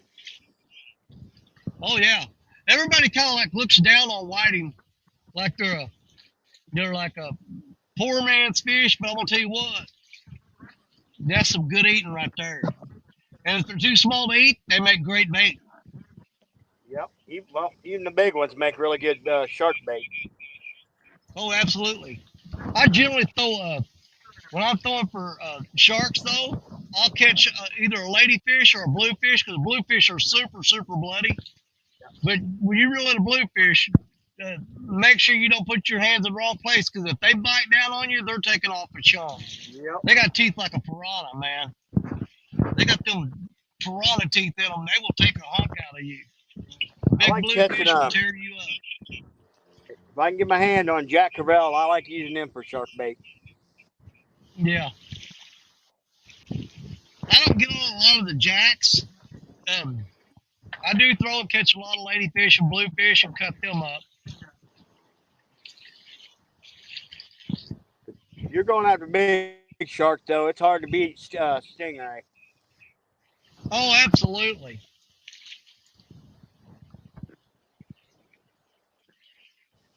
Ben Wallace says, we love hanging out with you, Danny. Can't wait. I'm way behind the chat. Can't wait to do it again and see you real soon. You got that right, girl. You bet. Need to get them ladies up here and we'll get them out of the Mississippi and try to get them on a giant blue.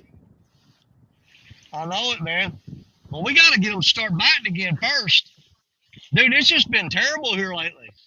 Well, You know, other than, I did manage to catch my PB this year with the 88. But other than that, dude, I got 39. The biggest fish I've caught this year was the 88-pound blue and a 39-pound flathead. Other than that, everything's been 20 pounds and under. This has been my worst year that I can remember for big fish, other than catching my PB and a 39-pound flat. But you don't normally catch, 30 to 40-pound fish pretty consistently. It's just not been there this year. There's been a lot of teeners, well, stuff like that.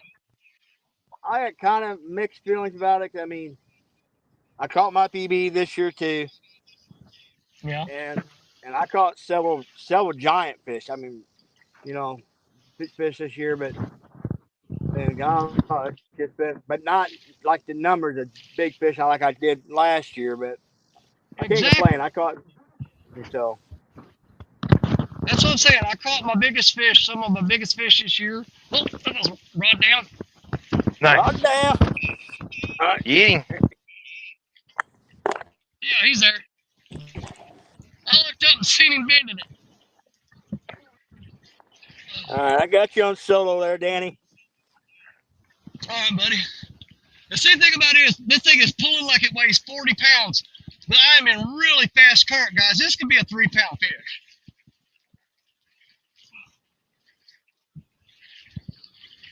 And again, this one came out. This is a bait that I drifted underneath those barges. So he's coming out from underneath that barge.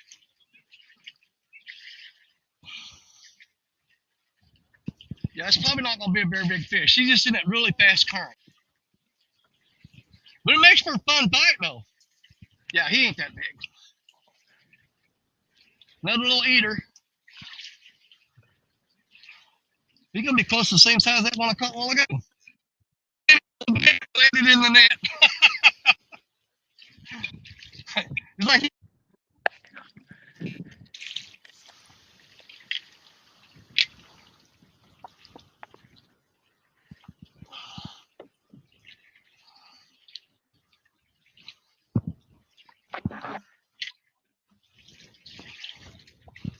and I'll show y'all this real quick. these are the hooks that me and Parker have been talking about. That is the River Cat's tackle, crimson red hook, popped through him like a razor blade right there. That crimson red, wide gap, 8/0 hook right there. Man, I don't normally catch channel cats in this spot, but that's the second one today. So I don't know what's going on, if the big blues have moved out of here and these channel cats have moved in. But that's another good eater size fish. He's about the same size that one I caught a while ago. He was sure smoking that rod though. They get in that fast current, man, and you think you've really got something, you know what I mean? And then when you get up close to the bank and get out of the current, yeah, he's 3.32 pounds. So he's actually a little bit smaller than that one I caught a while ago. That'd be a good eater. Yeah, absolutely. But I've got a whole pan full of white bass fillets at the house that we're going to cook up probably tonight. So that's going to save him from the skillet, so to speak. We'll get him back down there and turn him loose, and we'll get this rod baited up and get it back underneath that barge again, because that's where we're catching our fish today, is underneath the barge.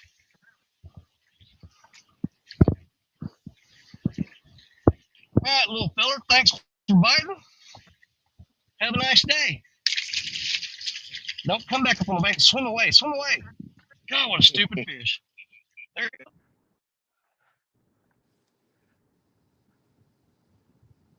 Yeah, I flung him up on, I bank flipped him, and the net was behind me, and when I bank flipped him, he landed in the net.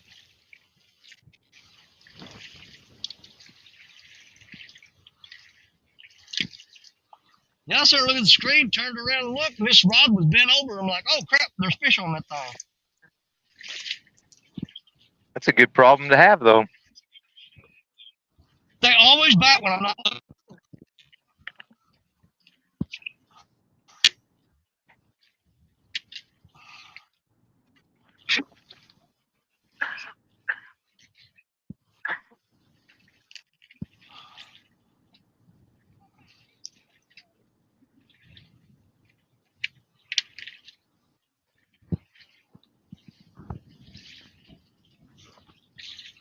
That's the second fish that came off of this rod underneath that barge. I throw it out there and let out line and let it go up and underneath there. And we've caught 2 fish today from that spot, right underneath that barge right there.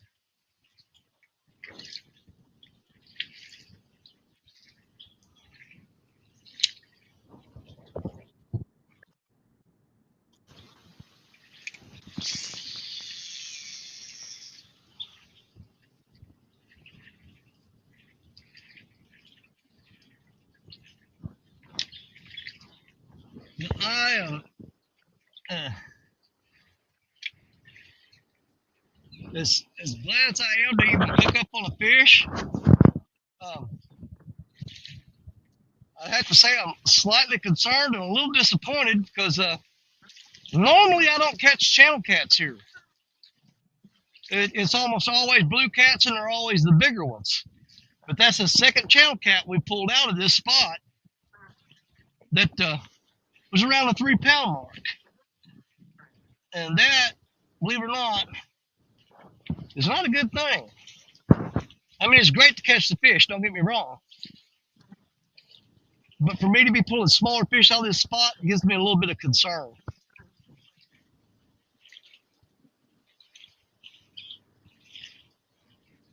And plus the fact that they're channel cats and not blues.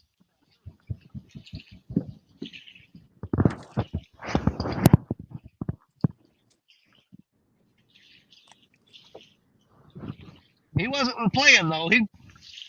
It wasn't none of that nibble stuff. I looked over and that rod was bent and pulled down. He was hungry. I guess so. But I mean, you think about this. I'm running probably about 5 mile an hour current right there, maybe 6. Okay, is what I'm fishing in. It's pretty fast. This is the exact spot where I caught that 88 pounder. Now, You saw the way that little 3-pound fish was bending and pulling that rod. I want you to think about how hard that 88-pounder. It took me 34 minutes to land that fish in this spot because he was putting such a whooping on me, and just every time I'd gain 2 feet on the line, he'd hit the drag and pull out 3. You know, and it took 34 minutes for me to land that fish that day. Because they get in that big current, man, and you're like, oh my God. And there were several points that I thought they hung me up, and I would pull and couldn't move him. And what he was doing, he would just turn broadside in that current, and he would lock me down to where I couldn't pull it. And then he would turn his head back toward me, and I'd gain a little ground on him. But if anytime he decided to turn sideways in that current, wasn't nothing I could do to him. Nothing. All I could do was just hold until he got tired and turned his head back to me.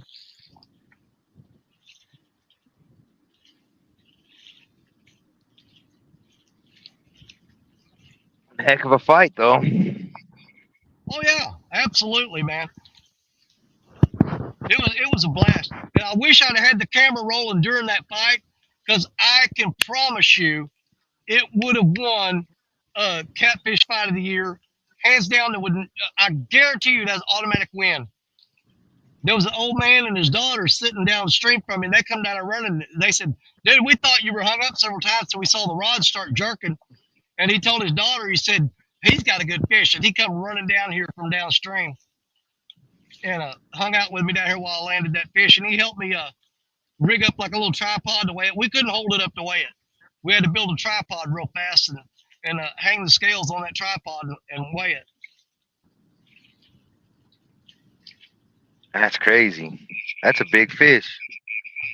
But the thing was that I had fished all morning that day. Had fished all day. Hadn't had a bite, not even a nibble. And I was packing up and I was going home, and I drove by this spot on the way home. And I thought, you know what? I'm going to give it one more try. And I walked down, and I had 3 rods with me, carried them down. I said, I'm going to go ahead and bait them up and throw them out. And then I'll go up and get the other 3 rods, and I'll grab the camera and bring them down. Well, I got those 3 rods baited up, and I threw out the first rod, the second rod, the third rod. And I turned and was going back up the truck to grab the other 3 rods and the camera. And I heard something behind me making the god-awfulest racket. And I turned around and looked, and the second rod I threw out was twisted and pulling, trying to pull the rod holder out of the bank. And that rod was bent over, and I thought, man, I've hooked into a giant tree or something and snagged it, and it's fixing to rip my rod apart. And when I picked it up, it started head shaking. I said, that ain't no freaking tree. So now there I am fighting this fish. The camera's up in the truck, and I at one moment started to stick the rod in the rod holder and open the bail and let him go and run and get the camera. But I thought, I knew when I was fighting that fish that this is the biggest fish I'd ever hooked into. And I couldn't risk, him getting off there. I had to stay with him. So once I got the fish landed, the old guy was standing there with holding the net down on it so it wouldn't flop back into the river. And I ran up, got the camera, and set it up. And we shot the footage of us weighing the fish. But I tell you what, I was so disgusted for a long, long, long time that I did not have that camera set up when that fish hit that rod. So I've gotten to have it now that I'll set up the camera before I ever throw a rod out.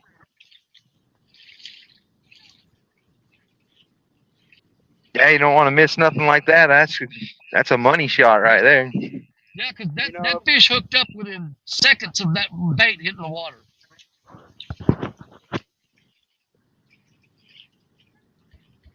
Yeah, you just never know. Yeah, but see, the thing is, I'd fished all day long and hadn't even had a nibble. So the thought of a giant catfish grabbing my line as soon as I throw it in the water, that was the furthest thing from my mind. I thought, yeah, right, whatever. I haven't even had a nibble all day long, and why I'm even stopping to fish again? I should just head home and call it.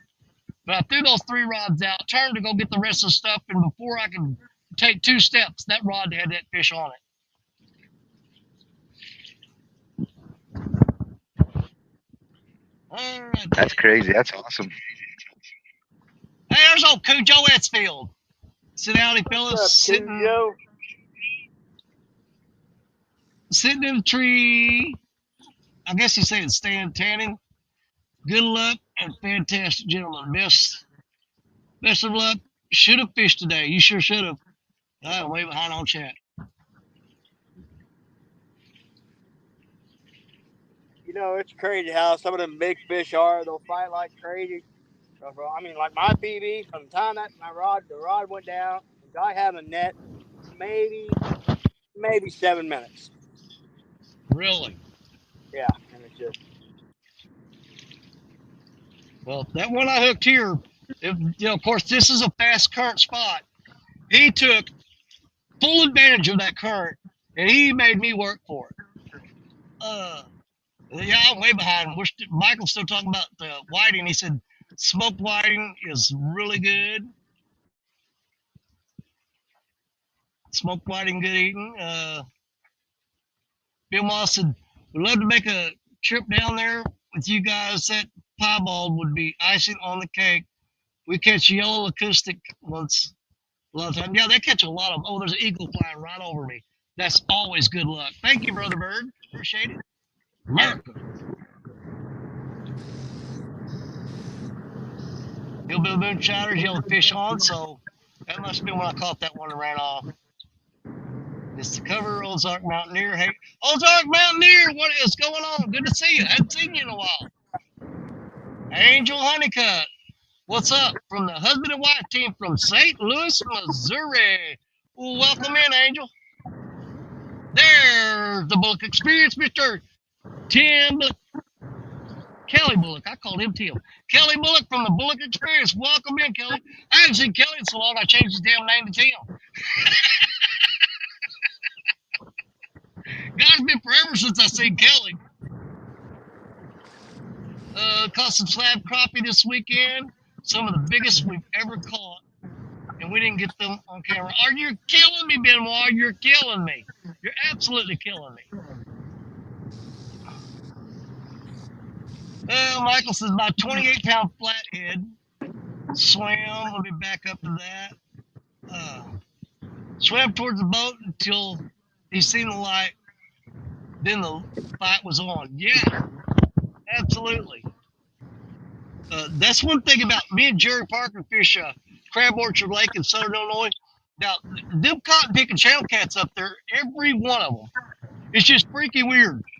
When you hook up on them, they will run like a torpedo straight to the boat, and you're sitting there reeling thinking he got off until you get within like 4 or 5 feet of the boat, and then they'll take off again. But they'll run for the boat every time, right toward it. Kelly says he's been taking a break.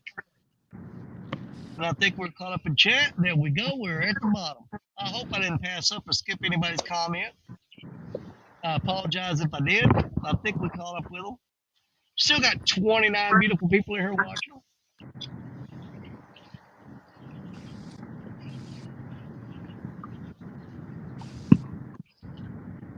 Yeah, for me to be pulling channel cats out of this big cat spot right here, out of this monster hole, that just shows you how much this river's changed with the flooding and the drought and the flooding and the drought. So we may have to find a new monster hole. This one here may not be no more.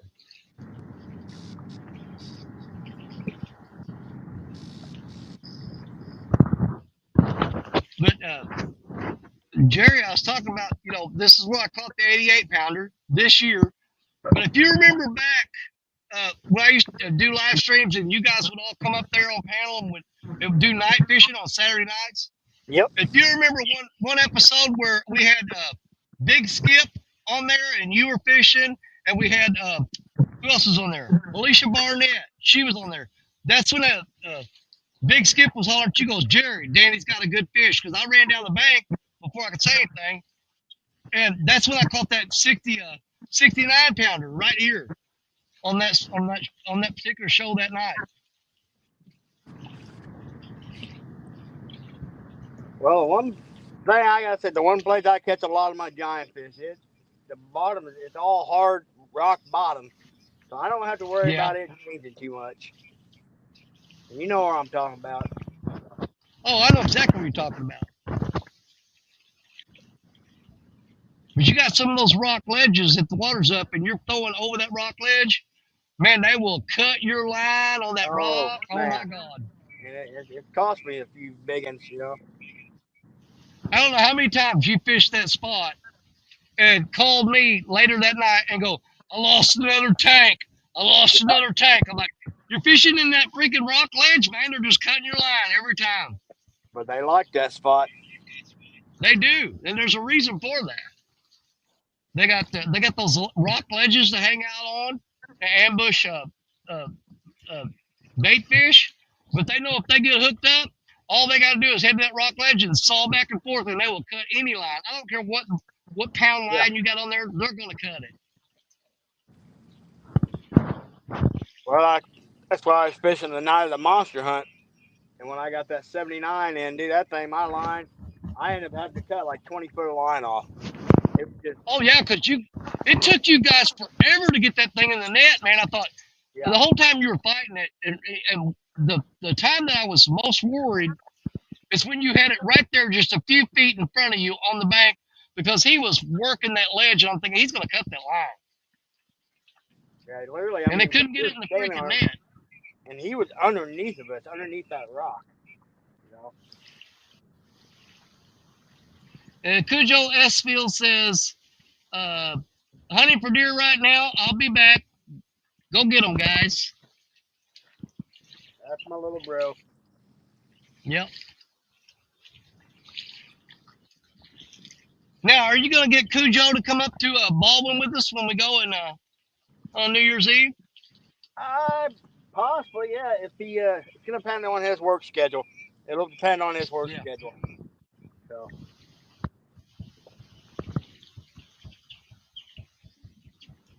And see, what I love about doing the New Year's Eve Baldwin Bash is, for me, at that time of year, they close the park at what, 4?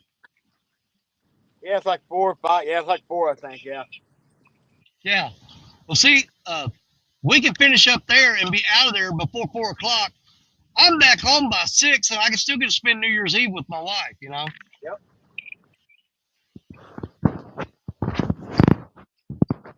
Yeah, it's only a 2-hour drive for me.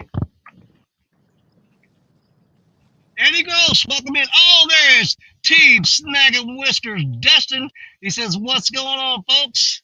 Any big fish in this stream? No, I've got I'm targeting big fish right now, Dustin, but so far I pulled out 2 little bitty channel cats. It's really freaking me out because I normally don't catch small fish in this spot. But where I'm at on the Mississippi River, it's constantly changing.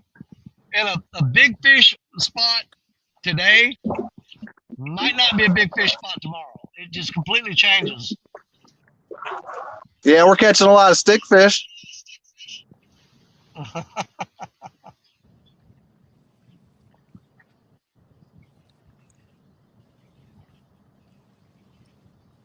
Depending on the current, they're fun to catch too. Yeah. This would be more a question for Parker than me because I don't do a lot of lake fishing. Michael says, Jerry, how are the lily pads around your area? They're choking out most of the lakes around here. It's not hard. Now there is a lake there in town we fish, like in Perryville. The back of it is absolutely loaded with lily pads, but they won't go any further than that because the rest of the lake is too deep. But then if you get over to Crab Orchard through the bay back there, I mean, it's probably oh my gosh, it's by a 100-acre area. Oh my, It's nothing but solid lily pads in there. dude, I forgot about that. Even right there at the boat ramp where we launch at on Greenbrier, dude, they are bad there. Yep. If you go on the when you're facing toward the boat ramp, that little cove off to the left that goes up in there by that dock, that is completely eat up with lily pads. I mean, it is just, it's gone.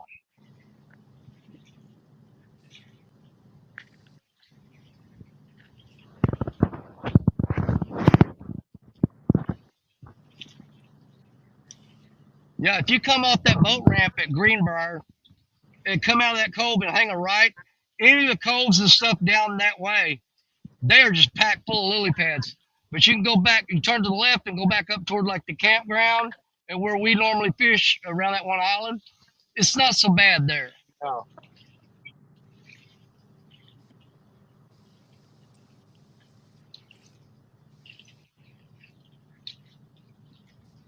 Now, if you go like way south of us here, you get to an place called Duck Creek. You can't even fish Oh that spot God, in yeah, summer because it's yeah. completely choked out.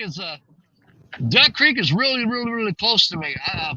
I'd be at Duck Creek in probably about 30, 35 minutes. Um, the biggest thing they got going on there that aggravates me, which they're fun to catch, but they put a lot of the pike in there, Yeah, the grass and pickle. yeah, the grass pickerel, they have taken that over. You can't go up there and throw any kind of bait for a bass and not hook them freaking things, man. They're just Oh like no, everywhere. yeah. I won't even throw like a crankbait or anything in there because the daggum thing will get the whole bait inside their mouth, and then they're fighting around Oh like yeah. mouth full of teeth, and I mean they're fun to catch. Oh, absolutely. But they're a pain in the neck, dude. Now there is some giant panfish in there though. Some big old red ear Well, and big crappie in there. well, I stopped fishing Duck Creek about 2 years ago because of the fact that I don't know if it's fake news or what, but they said there's a species of tick up there that if that tick bites you, um, that it transfers some kind of amino acid or something where it'll make you allergic to red meat. And I thought, I'm not going fishing a spot and not ever be able to eat a steak again. Forget that. I haven't been back up there since. I believe that's a Lone Star tick. Yeah, they said that if that tick bites you and the amino acids from it get into your system, that it literally makes you allergic to red meat. I don't know if that's true or not, but even the thought of it was enough to scare me away from there. And I said, nope, done with it. Don't want no part of it. And it might be some guys who just don't want us fishing in that spot. You know, you want to scare me off the spot? Tell me, said there's a bug there to bite you and you can never eat steak again. I'm not going there. Me either. You can have that spot. And tell me you're eating chicken for the rest of your life. I'm like, forget that. I'd starve to death. Dustin says it's true.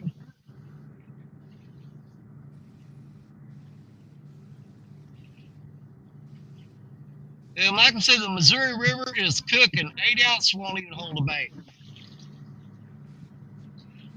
Well, there's been times in here that we've had to throw up to 16-ounce bait, believe it or not, weight to get it to hold.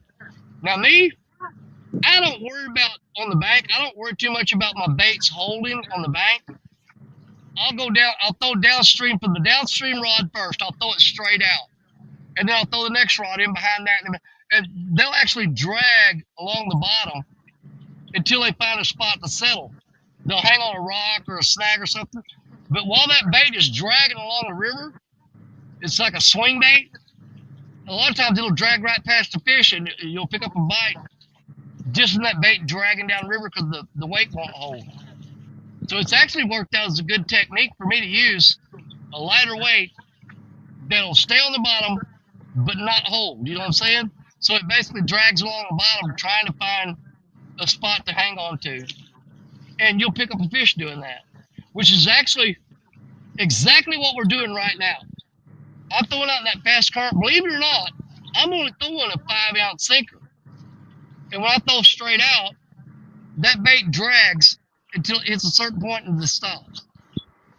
But a lot of times you'll pick up the fish while that bait is moving from dragging that sinker.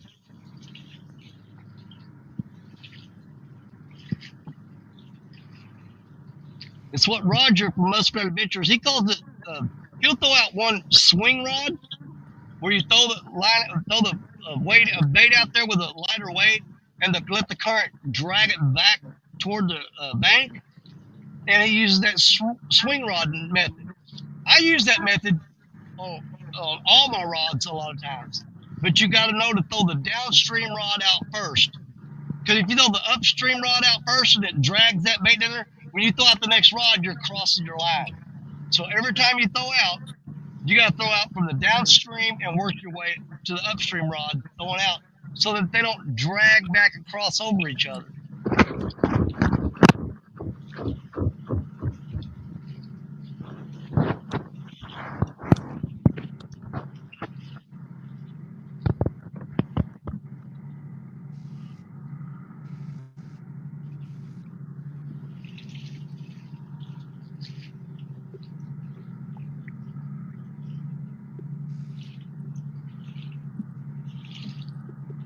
Yep, I'm fishing a monster hole and catching dinks. The world is, it's bizarro world here.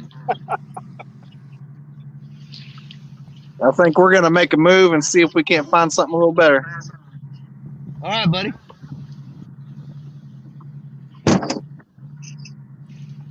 Let's see, Dustin from Team Snag and Whisker says, that syndrome you were talking about, Danny, is called alpha gals. I can't say it, syndrome.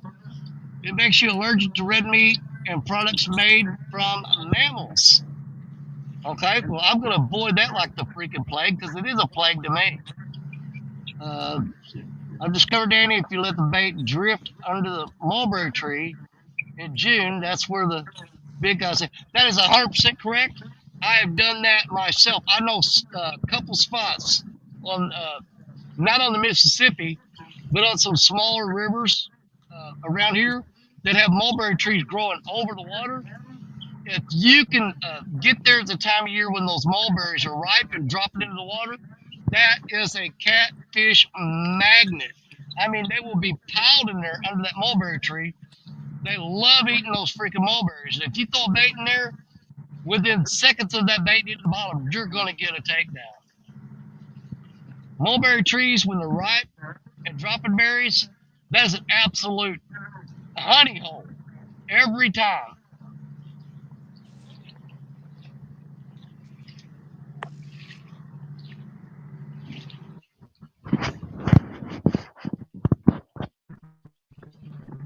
Waiting on a takedown.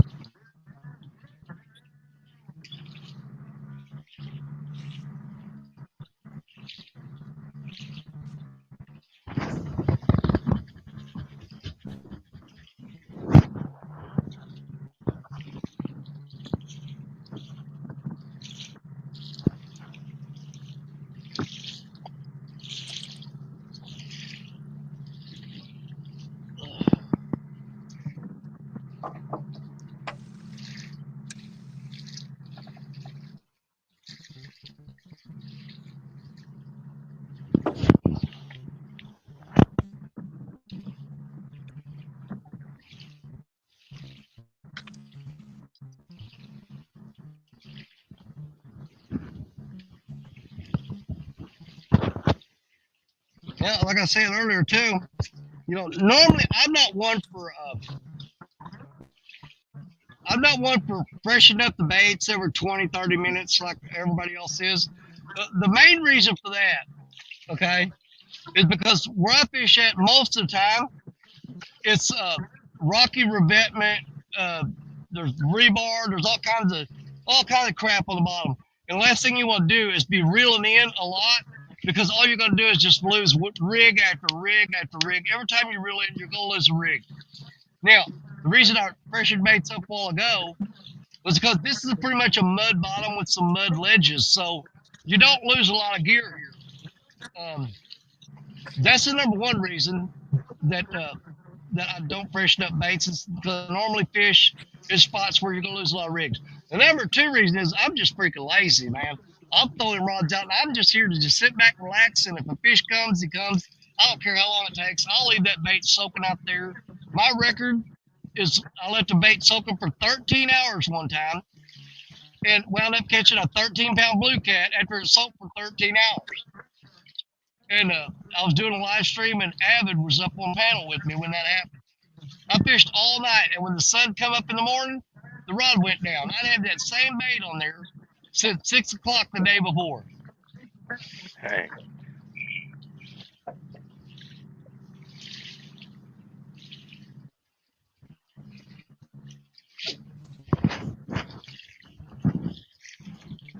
But if you notice, it was just a little bit after I freshened up them baits this time that we caught that fish. It wasn't long after we refreshed that bait that he bit. And this fast current, yeah, it gets washed out pretty quick.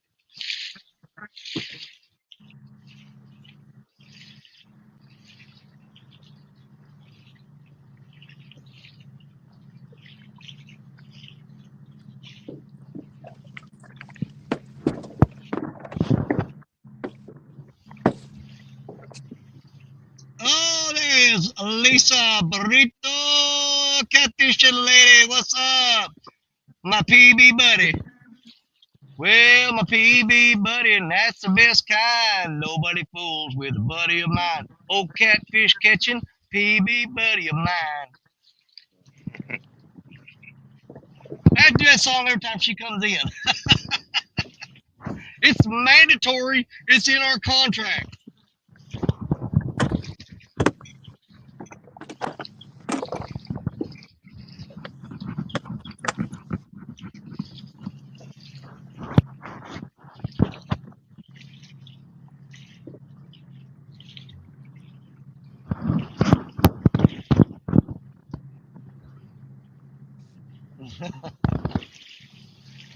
Yeah, the Swains did pretty good yesterday. It was quite impressive in the tournament. They did a great job getting on them fish. They did really good.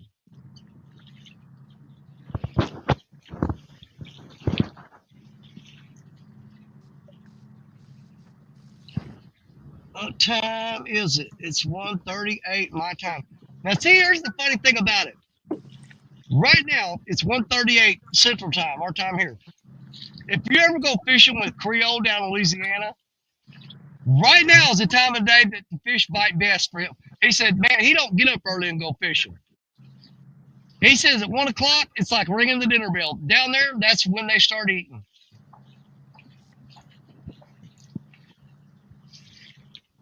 Not so much here. You already got a slow bite, and then you're hitting that time of day where it's even worse. So you're triple handicap. You know what I'm saying?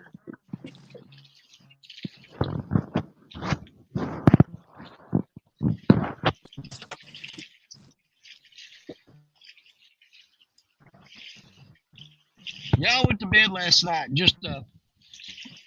I said, you know what? We're going to the monster hole. We're gonna go to that spot. That's where we're gonna fish tomorrow. Know how long it takes. We're gonna commit to it. We're gonna sit there and see if we can't catch a big fish. And I went to bed dreaming about rod bending over, drag stripping, peeling, screaming, me slipping, sliding on the bank, trying to hold on to that fish. And then I come here today, and I got a bunch of stinking channel cats moved in here. What in the world? You talking about a dream turning into a nightmare? But don't get me wrong, I'd rather catch them 2 channel cats than nothing. Oh, facts. Nobody likes a skunk. Well, I'm not giving up hope, man. I'm hoping that there's a big blue laying out there somewhere. With all them channel cats out there, though, that kind of makes me a little bit less optimistic, so to speak. Because the kind of catfish, the size of catfish I'm talking about, you generally won't see channel cats hanging around them. They don't want no part of being nowhere near them.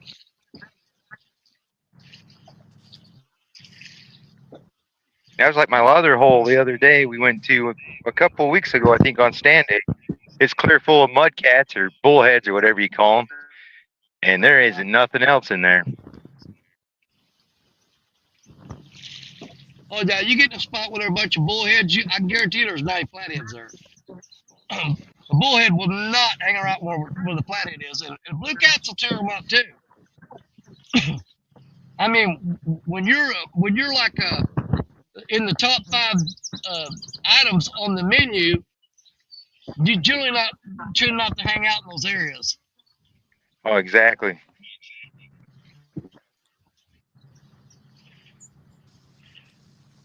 Not if you want to live long.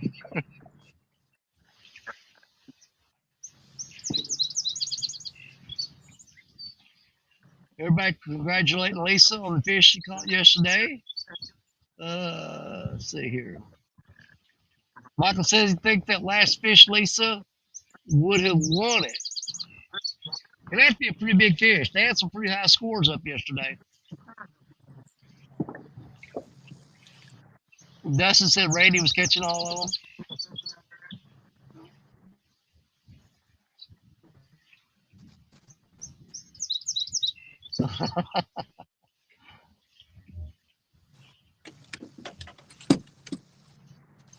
Went out and caught a 13-pound flatty after the live was over. I watched part of the Swains fishing. That's what I watched on the drive home. I didn't watch it. I was driving. I was listening to it, okay?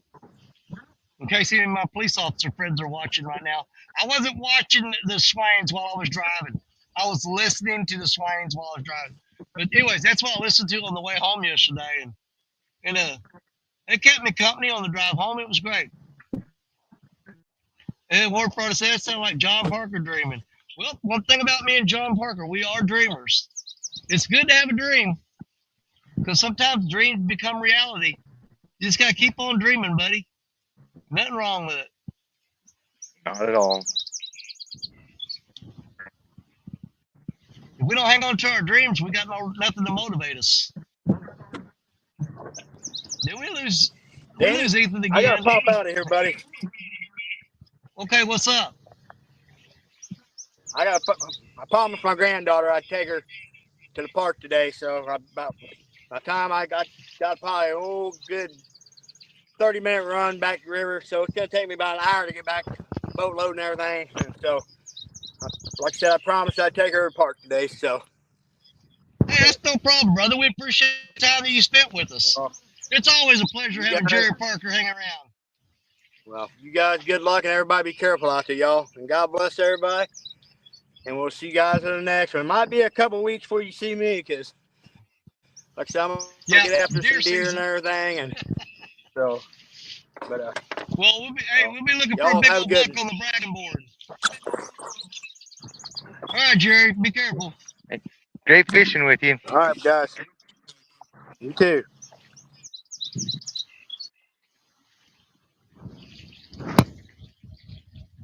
Let's see, what time is it now? It is 1:44, 2 o'clock. We'll probably run until about 3 o'clock, and then I'm starting to get hungry. I can last another hour and 15 minutes.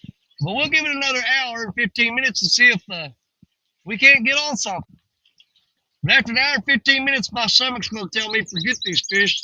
There's food at the house. I've got some white bass to cook up tonight and everything else, so I'm looking forward to that. That does sound yummy. I ain't decided how I want to cook them yet. If we'll go ahead and just deep fry them, or if I want to do some blackened bass or what. We're going to do something. A lot of times I like taking those white bass and putting blackening seasoning on them and blackening them in butter and then kind of flake them up and put them over rice. Dang. Some seasoned rice and put that on there. Oh, that's good stuff, man.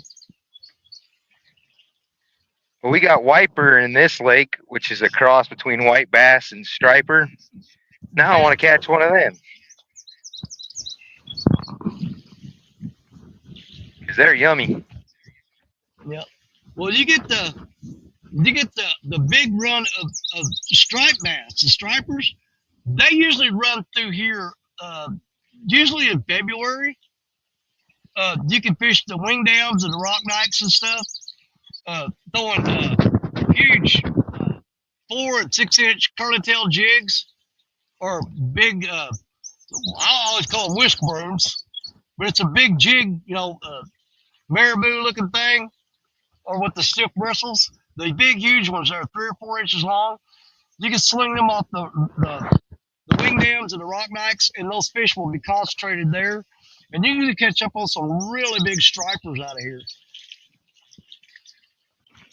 They fight like crazy.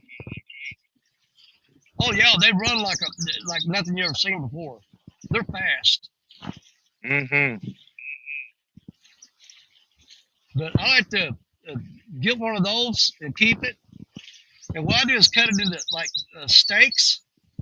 And my favorite thing to do to them is put them on a grill and take you some butter and, with lemon juice in it, and put a little cilantro and some other seasonings in that butter, and brush that on them when you're grilling them. That's good stuff, buddy. Oh, that sounds great. Yeah, a big old striper steak off the grill, brush with butter, oregano, or not oregano, but cilantro. I love cilantro. Oh, me They too. got lemon in there on it. Oh, it's so good. That's one thing. Dang, Either you love cilantro or you hate it. oh, no doubt. But I'll throw that on a plate with a big old scoop of Uncle Ben's rice right beside it. Mm. Dude, I like making them hobo dinners with fish. All the foil packet things. Oh God, yeah. Hmm. We do that a lot with trout and salmon. Right. Yeah, we do them too. But yeah, you could. We've done it with wipers too, and man, they're amazing. Put it in there and forget about it for a minute, and oh yeah, quick and easy. Michael said, Danny, do them like salmon on a cedar plank. I haven't done the stripers on the cedar plank, but I do go to I'll go down to Arkansas usually once a year when I go trout fishing, and I'll bring those trout back and I'll put them in a salt and brown sugar brine or cured salt, and I'll rinse them off and get that salt off there a little bit so it's not so strong, and put those trout on a cedar plank and smoke them. And then you take that meat and break it up and put it in a blender, and then put you a big old scoop of cream cheese in there. Blend that up, and it makes some of the best smoked fish dip you've ever had in your life. You put that on a Ritz cracker, man, it's good stuff. Mm. Sounds Yeah, like you it. blend up. Now you're making You me can blend up. hungry. I know you can blend up smoked trout or smoked salmon with cream cheese in a blender, and spread that on a cracker. It's good stuff, man. I'm telling you, it's delicious.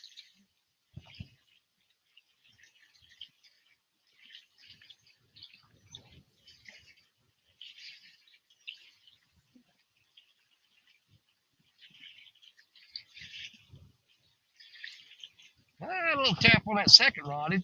That's probably going to be a channel cat for sure. He's just bumping it. He did a little bump on there. Give him a little bit. And that's on that same rod that we caught the other two fish on. Throwing back in the same exact spot. And we just got to tap on that rod. Yeah, I've only had luck on this one rod right here all day.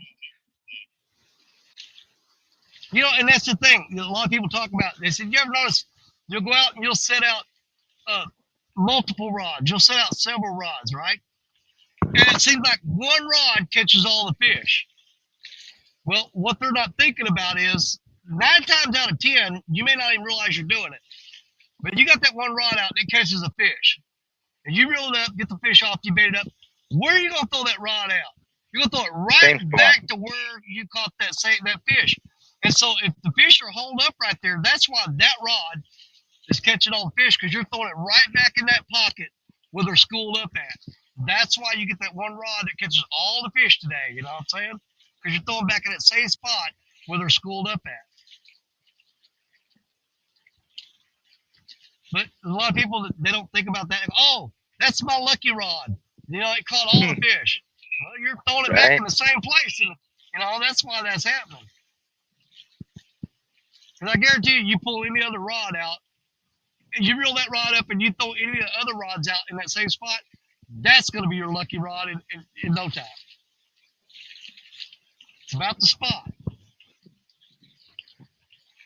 But Unless you're superstitious like me. There's nothing wrong with having a lucky rod. If you got one and you consider it your lucky rod, a lot of times that little bit of confidence in that rod makes a difference between it catching fish or not.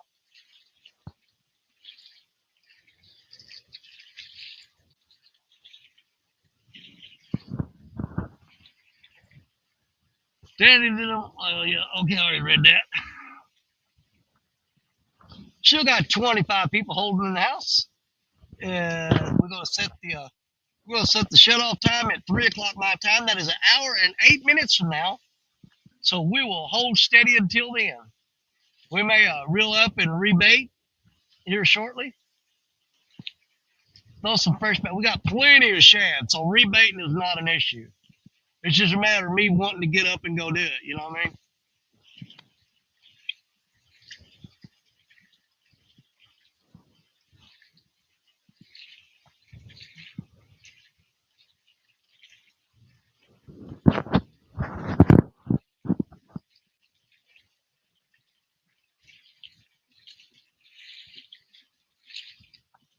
The March traffic has slowed down. There was like a ton of them coming for longest time. And he made it back.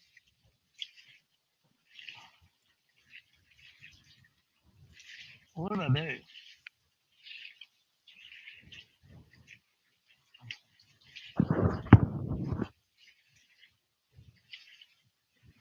Why is it not letting him in here? Oh, that was from a while ago.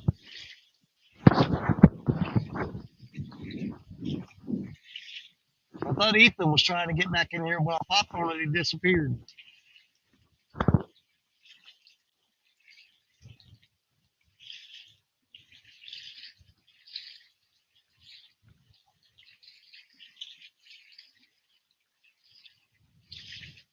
Yeah, I also wanted to quit early enough that I've got time to. I want to go over and do some more white bass fishing before I go home.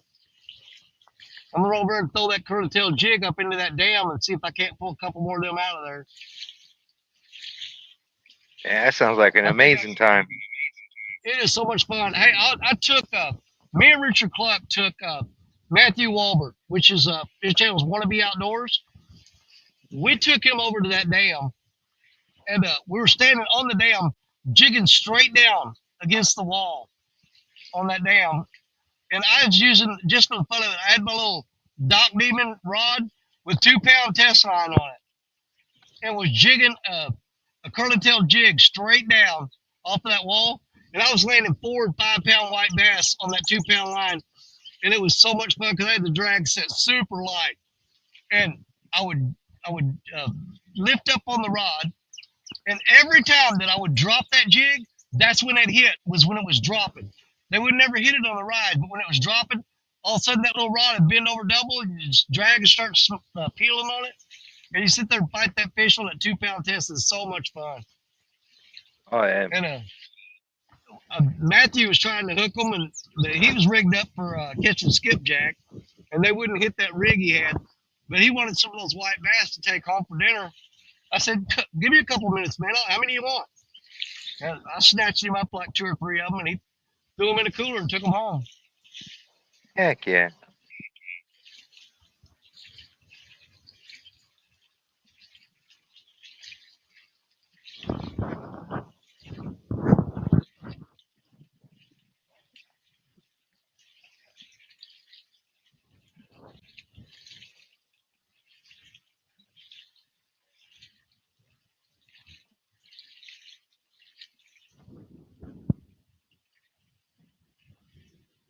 Let's see, Michael says, we're just sitting and soaking up the wisdom, Danny. I don't know about wisdom.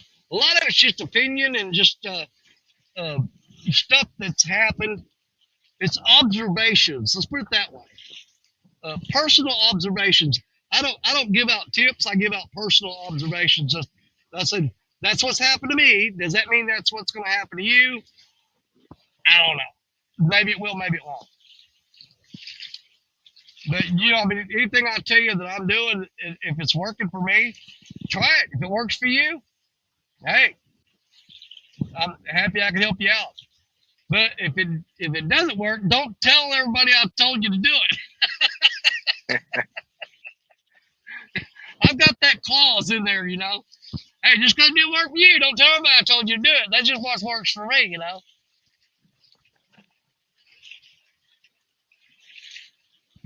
Yeah, you always got to start with a disclaimer. I'm not a professional. I just play one on YouTube. 100%, yeah.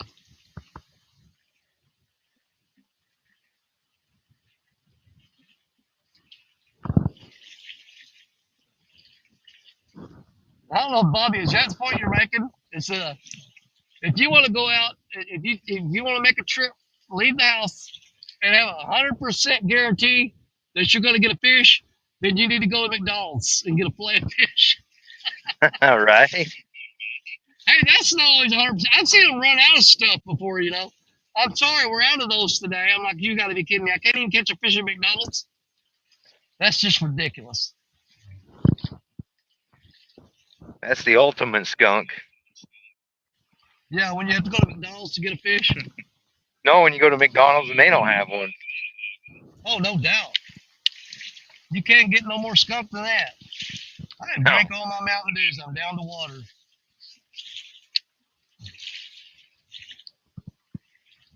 I'm about out of coffee.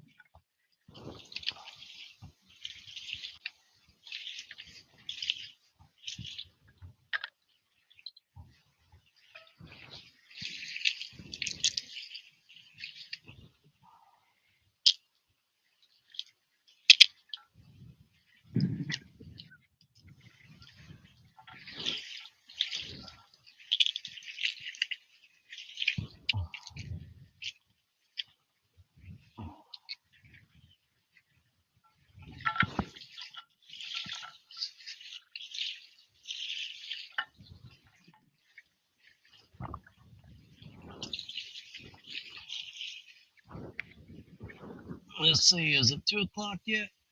2 more minutes. At 2 o'clock, we're going to freshen up the baits. I got 2 more minutes. We'll freshen up the baits. Sounds like a great idea. I'll follow your lead. Yeah. In 2 minutes, we're going to freshen up the baits. And that may be the bait that we keep on there for the next hour. We'll see.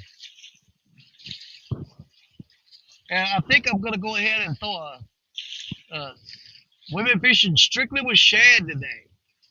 I'm going to throw a skipjack head on Black Betty and see if they may be wanting skipjack in this hole. Who knows? We'll give it a try. Change up They're the loading a baits boat every out. day. If there's too loud, just mute me or let me know and I'll mute it. No, you're fine. All right, we got Ethan back.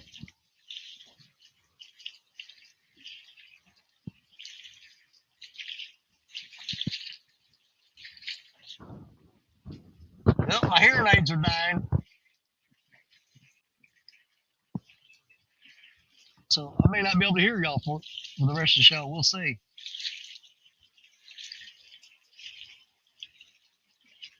I got the beeping in my ears telling me my hearing aids are dying, so I won't be able to hear you guys here in just a little bit. You mean I'll have to use interpretive dance for you or what? You may have to.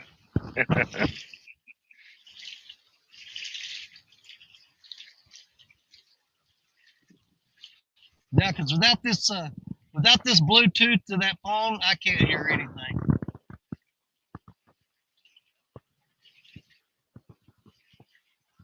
Like I said, he's never caught a square fish. I've eaten a few. All right, we're going to go ahead and freshen up the baits on those first 3 rods, put some new shad on there, and we're going to chop the head off of the skipjack, throw that on Black Betty and pitch it out there, change some bait up. We'll freshen up baits, and we're going to switch to a new bait. We're going to do that right now.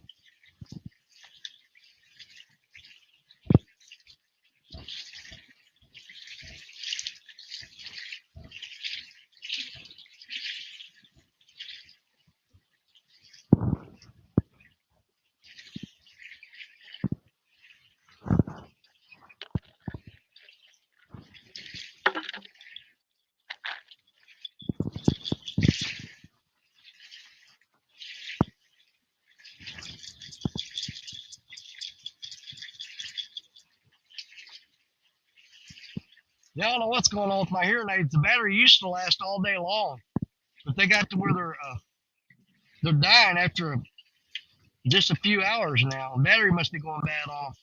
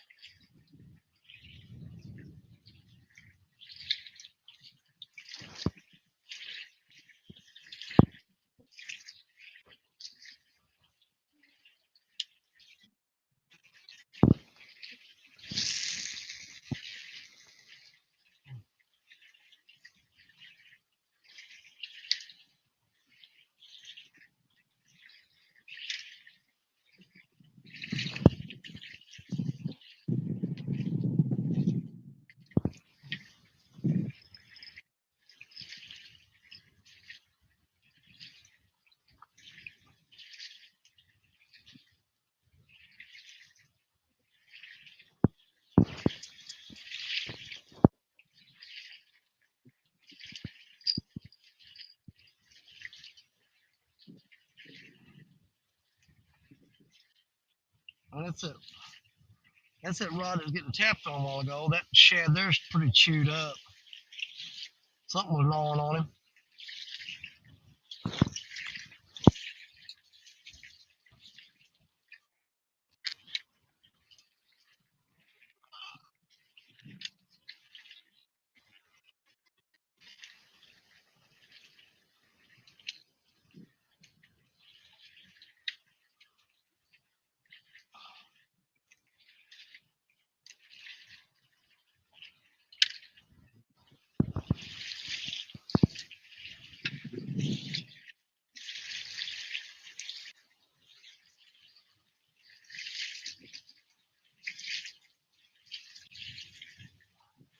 Oh, that didn't work.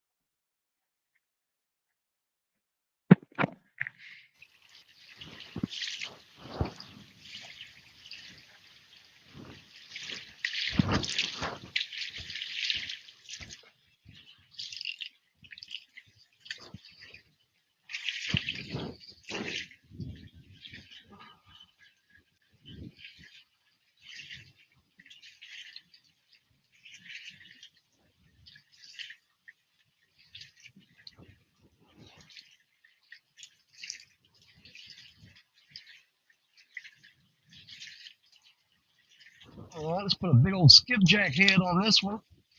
And that'll be the last time today.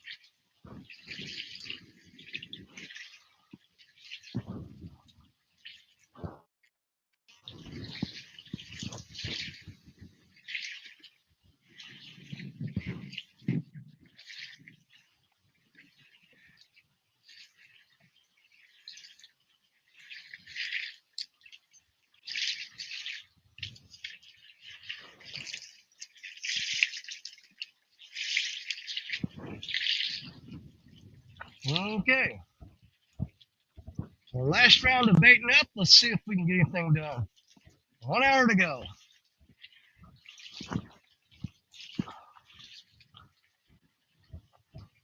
Hopefully it'll work out for us.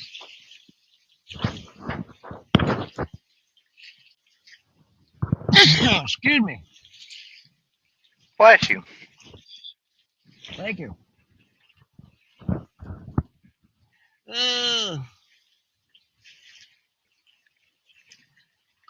Danny, can you charge the hearing aids on 12 volt or USB? Yes, I can, but I didn't bring the case, the charging case with me. And I've only got one of my hearing aids in. I got to go back to the VA hospital. The other day, I had both my hearing aids in, and they're on a little thin wire like that right there. And the freaking wire broke on that little earpiece, and it got stuck in my ear, and I couldn't get it out. And believe it or not, it's in my truck, and the only way I could get that hearing aid out of my ear that broke off in there, that's how crazy it was. The only thing I had in my truck was a fish hook. So I took a fish hook, and the part where you thread your line through to tie the hook on, I took that and dug around in there and popped that hearing aid out of my ear. So one of my hearing aids is broke. I got to go back to the VA hospital and have them either fix it or send it off to be fixed. So I'm down to one hearing aid now.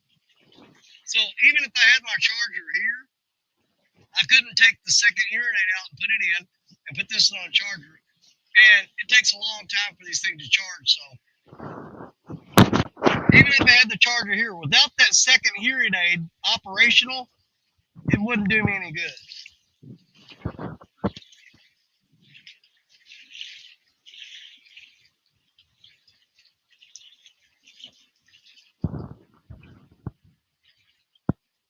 Only me, yeah. Yeah, I had to dig a hearing aid out of my ear with a fish hook. That's, you know, use what you got. Redneck ingenuity. Hey, I was in there, I walked in there in the office at work, and I told them, I said, yeah, I just had to dig the hearing aid out of my ear with a fish hook. They go, oh my God, please, HR said, don't do that. Next time, go to the hospital and have them get it out. I said, I am not driving all the way to the hospital to have them get a broken hearing aid out of my ear. I'm just not doing it.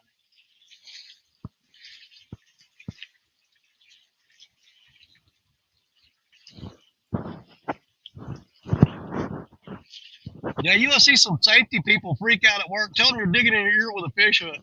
Oh, they flip. They're like, don't do that at work. If you're going to do it at home. Don't do it at work.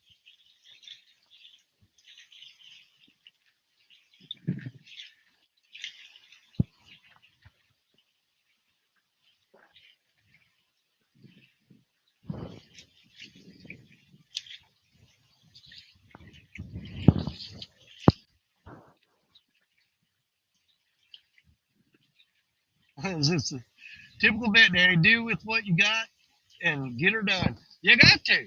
Hey, man, when you're out there and, on the riverbank or in the deer woods and stuff, you got to use what you got. Amen.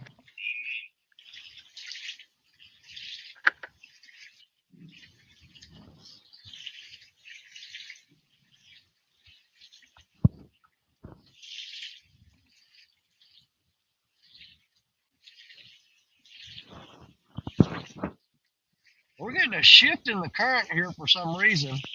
It's like it's starting to form an eddy right in front of me that wasn't here a while ago. I don't know, maybe it washed out enough mud and stuff that it's starting to form an eddy there.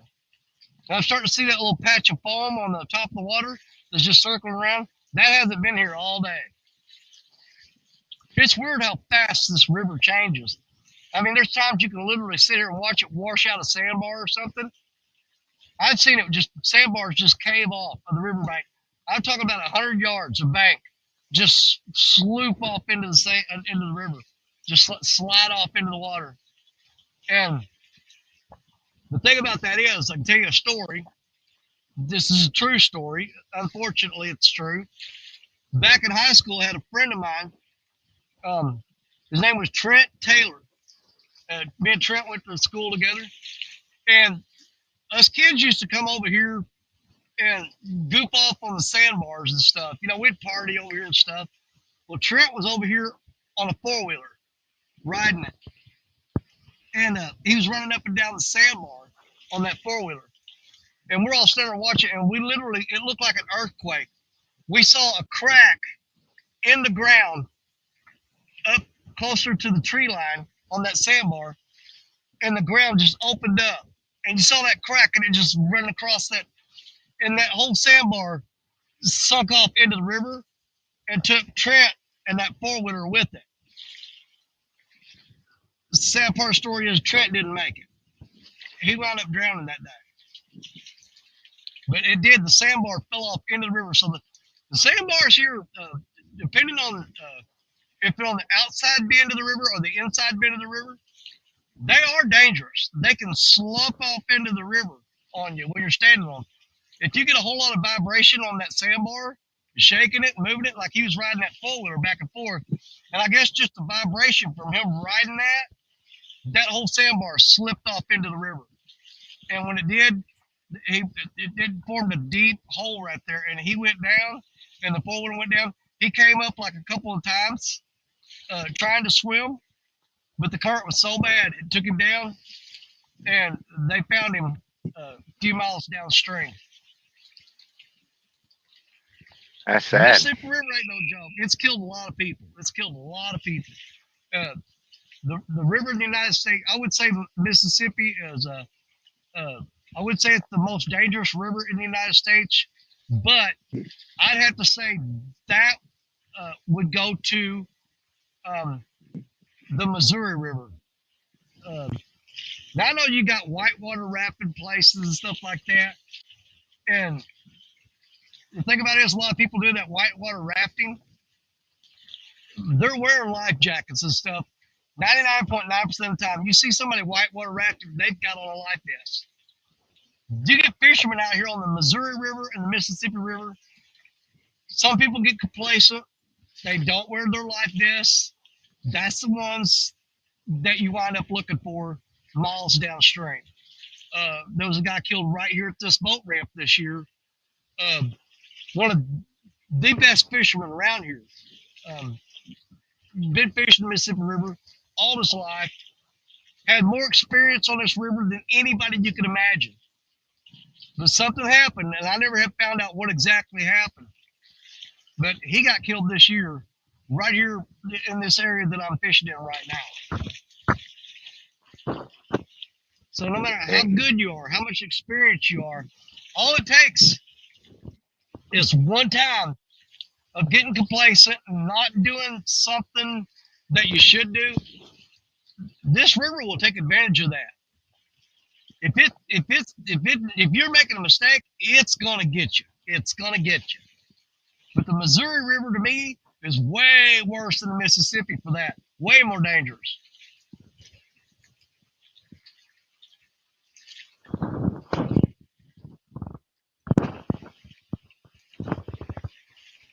Michael says he has a master's degree in redneckology. Well, we still got 27 people watching with 43 minutes to go. 43 minutes to go. Crunch time. It is. We're down to the wire now. But yeah, I wanna quit early enough that I get over, do a little white bass fishing, and head home, get supper. I'm getting really, really, really hungry. All I've had today is a cup of coffee when I got out of bed and 2 Mountain Dews. So I'm starting to feel a little peckish. Yeah, I've had 2 pots and that's it. Yeah. If you look at me, you can tell I like to eat. So me going all day long without eating.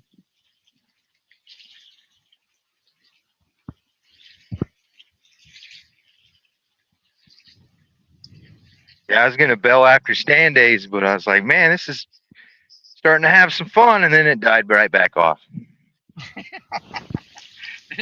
They will trick you every time. I don't know how many times I've been out there fishing for hours and say, that's it, I'm going home. You go down the rope rods and then bend over and you catch a fish. You're like, all right, I'm going to stay a little bit longer. And you'll stay for Yep. 2 or 3 more hours and not catch another fish. I said, he got me. He got me. That one fish, he got me. He tricked me into staying longer.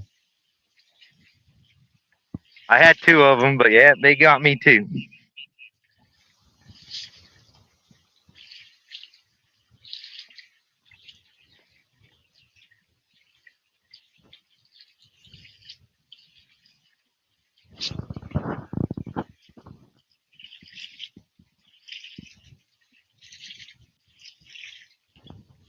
Yeah, I'm pretty sure we won't see Parker again until he's posting pictures of a big old buck, you know.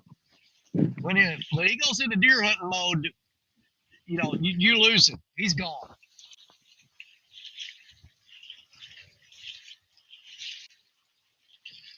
See, I'm one. I'll go out and shoot the very first one I see so I can get back to fishing. Well, I didn't used to be, but you know, with my health issues and stuff, everything, I can't just drag those deer from deep up in the woods where I hunt. It's gotten to where I can't do it. I'm not capable of dragging a deer long distance anymore. So I got 10 acres of land outside of town, about 5 miles out of town, where it's all wooded property. I got a lot of deer on there, and I can usually pull up in a truck, walk 20, 30 yards into the woods. I got a deer stand there, pop him, back to the truck up there, load it up, and out of there. But as far as going into the big deep woods like Parker's still doing, yeah, I'm just not physically capable of doing that anymore.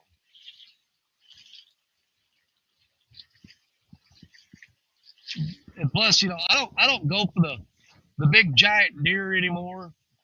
I usually hunt for a smaller one because it's just me and my wife at home now. All the kids are grown up and moved off. But when the kids were all home and the grandkids were all there all the time, they ate a lot of freaking deer meat. I mean, they loved it. But my wife, the only way she'll eat deer meat now is in chili or stew. She's not a big fan of it.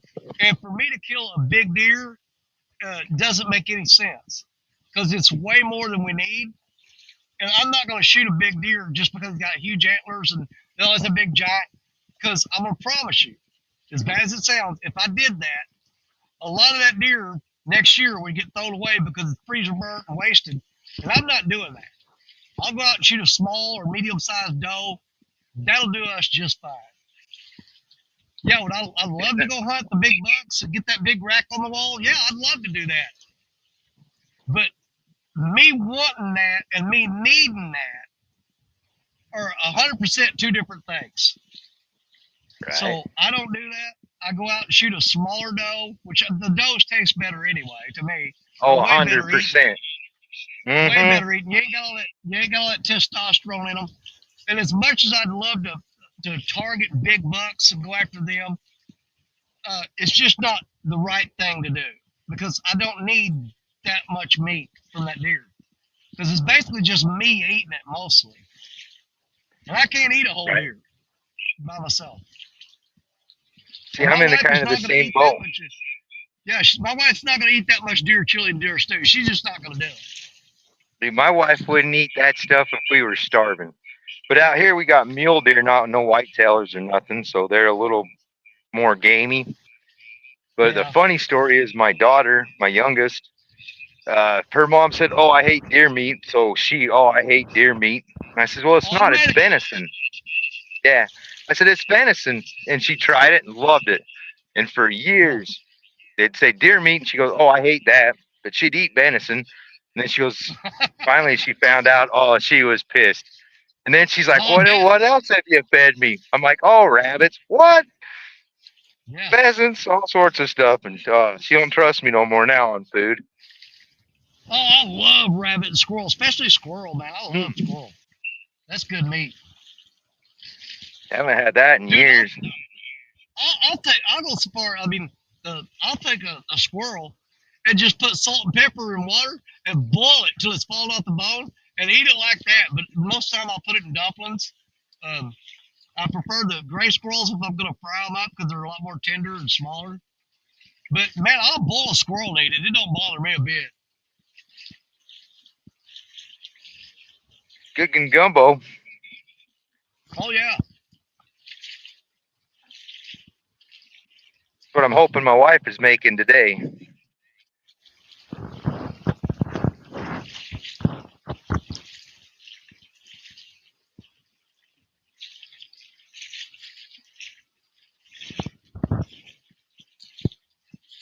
Well, if I get home early enough, like I said, we're gonna have those white bass that I caught yesterday for supper. If I drag around too long and fiddle fart around, I'm eating leftover hamburger helper.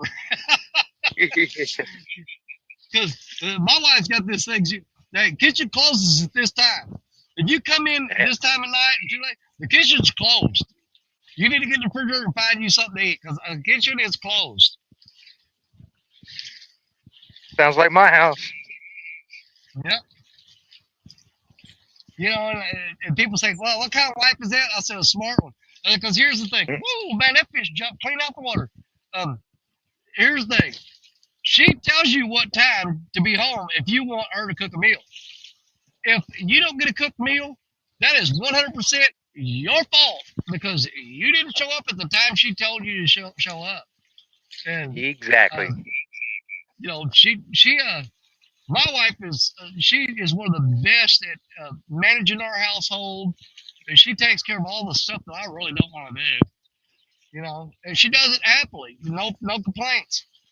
So the last thing I'm gonna do is go home and gripe because you won't even cook for me. No, she does, but you got a time schedule that the kitchen closes. If you don't make it, that's on you. Right?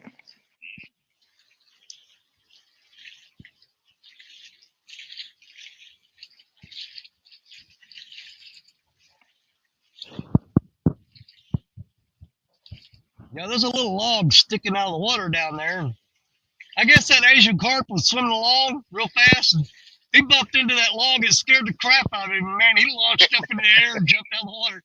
He scared the crap out of himself when he ran into that log. Thought he's lunch. Yeah, he bumped into that thing and thought, oh, something's got a hold on me. His only instinct was to jump and fly and run and go, get out of here.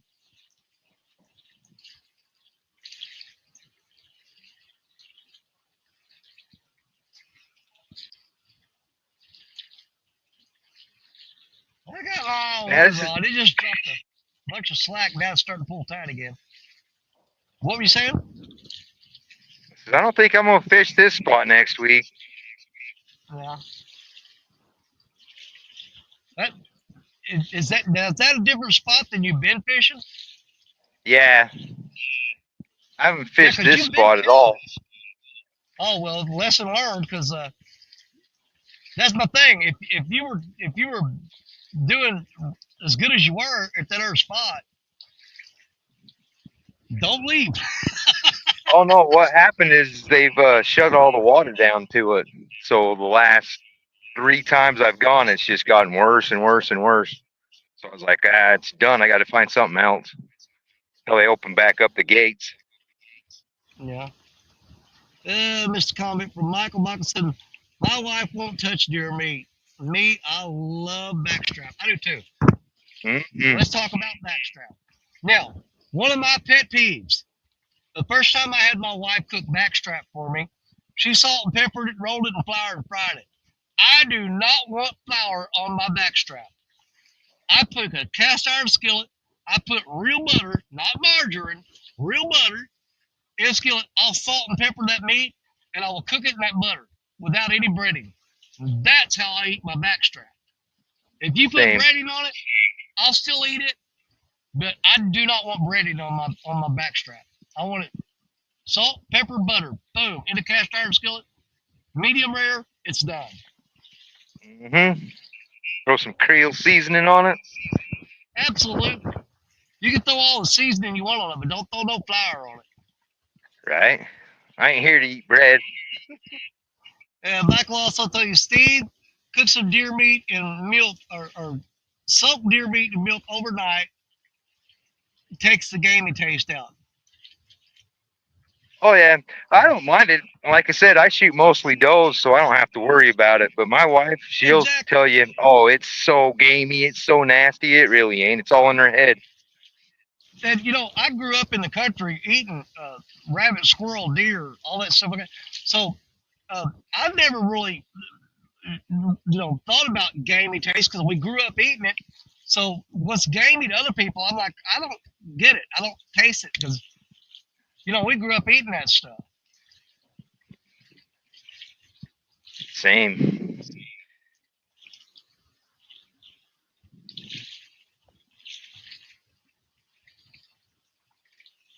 Yeah, I'm so mad we didn't draw a tag this year.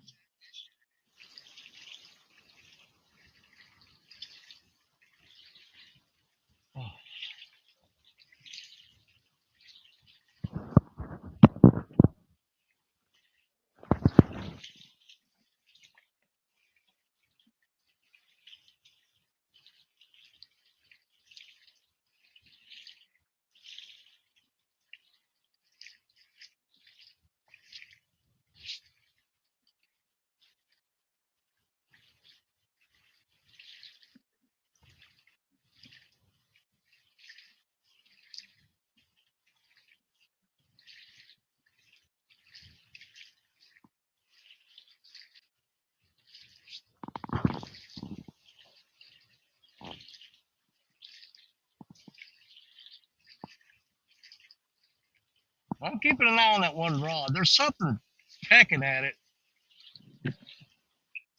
I've been pulling up a lot of when I changed the baits, the shed, they'd be chewed all to pieces. Like you tell something was just like chewing on it, but it wasn't, Mouthing it. apparently wasn't big enough to hook up on. It's probably small blue cats or little channel cats.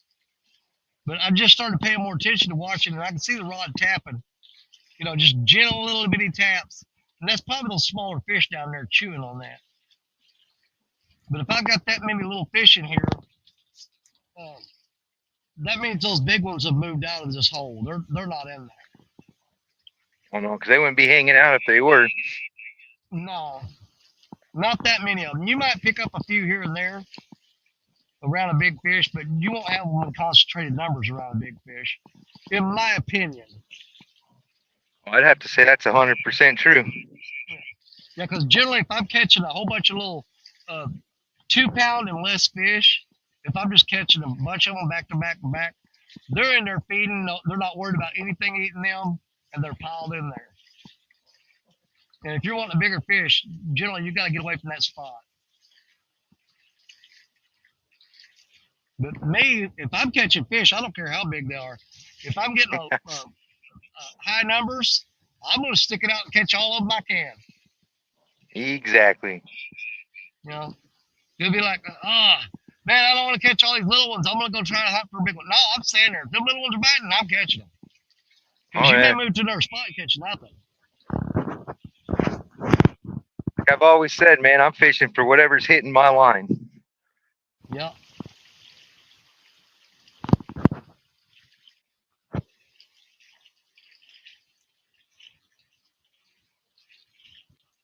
Yeah, I didn't get to do any trout fishing this year. I'm really disappointed about that. I really wanted to go do some trout fishing. This is the first year I've missed it in a while. We caught some nice ones last weekend up on a little lake called East Canyon up here. All right around 3-4 pounders. There's fish down there.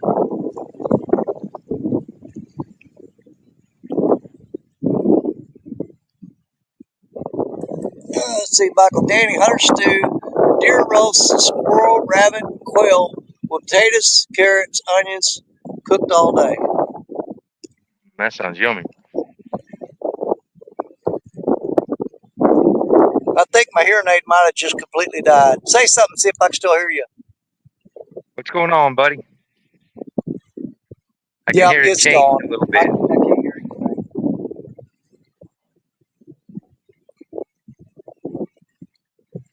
Dang it.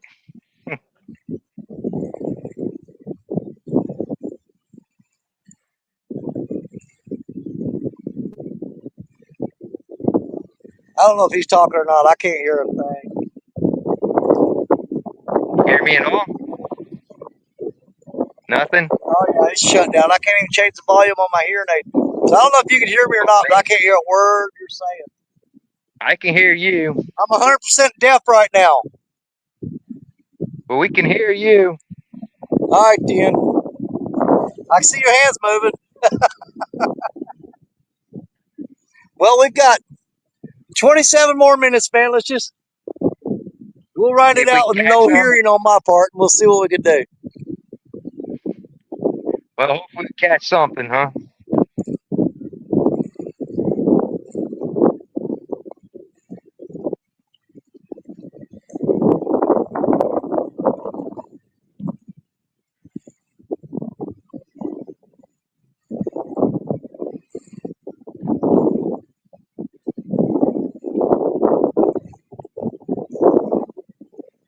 And I'm terrible at trying to fill space unless I'm catching fish.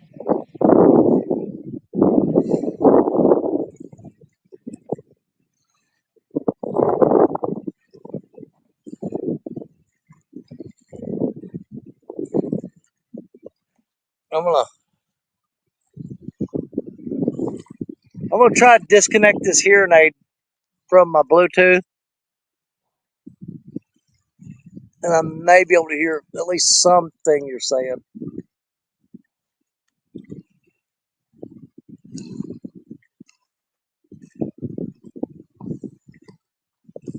Let me see.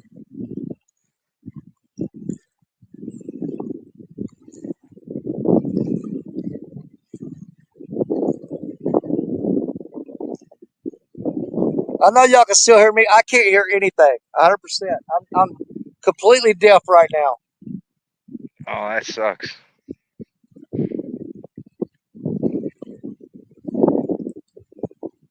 Hopefully the fish will Hey, it's start really biting. aggravating.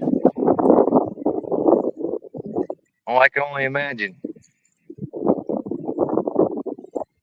All right, fish, tick tock, tick tock. Let's go. All right, we're down at crunch We'll time. give it every minute we can, guys. We'll stay right up till 3 o'clock my time. That's 25 more minutes, and then I'm gonna pack this up. I'm gonna go try to catch a few white bass, and then head on home. Call it a weekend. I got work tomorrow, and then Tuesday morning, heading up to Cape Girardeau, Missouri, to the neurosurgeon's office up there. We got to make that long drive up there. Go see the neurosurgeon on Tuesday and find out what kind of surgery I got to have, how long I'm going to be out of work, all that good stuff. I am not looking forward to that. So you guys make sure, if you don't mind, be praying for me on that. Hopefully it's going to be a simple surgery where it doesn't put me out of work. And I would appreciate all the prayers I can get on that. 100% will keep you in your prayers, buddy.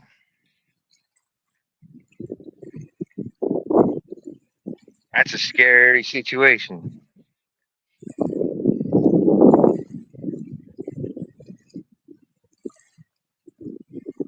Oh, I love being out here on this river, though.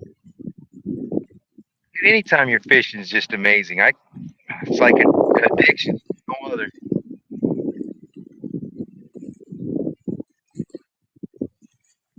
And my wife is thoroughly convinced. She's 100% convinced that the day I die, they'll probably come looking for me and they'll find me sitting in a chair out here. That wouldn't Just be a bad way to go. passed away.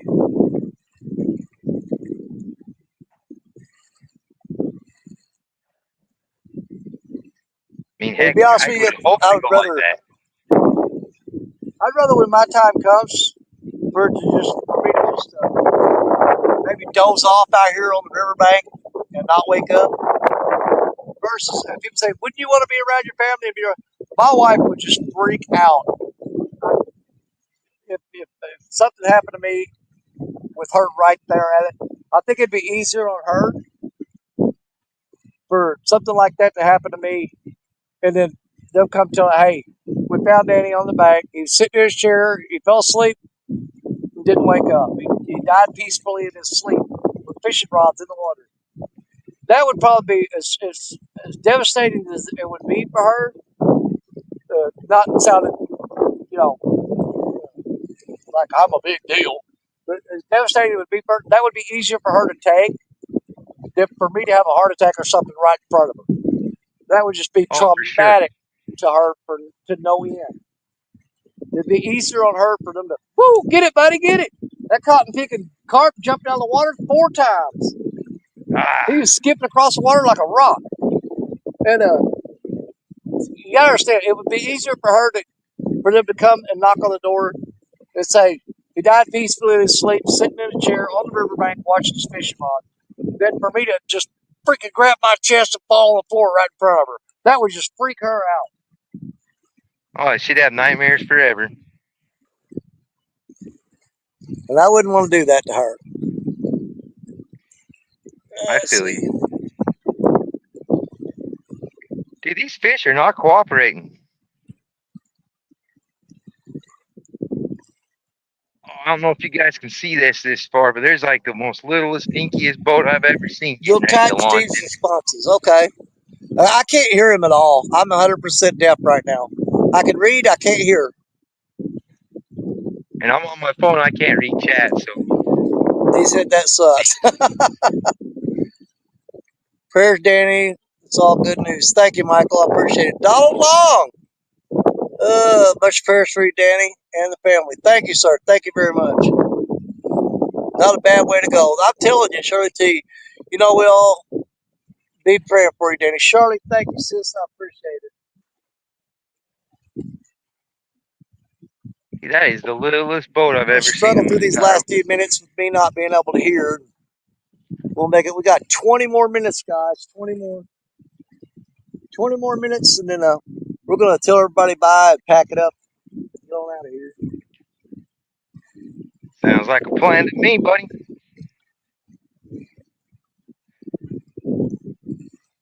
I hope all 3 of them guys ain't gonna try to fit in that little boat.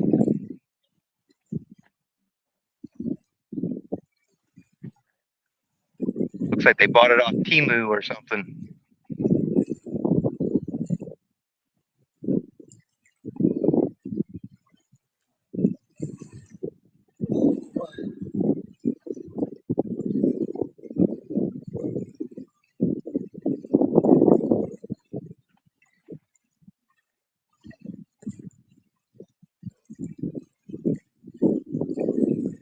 Steve is watching someone launch a minnow.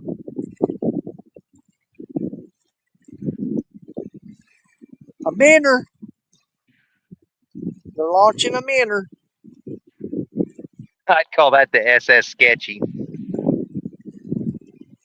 You wouldn't catch me dead on that little dinky boat. And that's saying something. I could have a little Gregor, a little 14-foot aluminum boat. It's about twice as big as this little thing.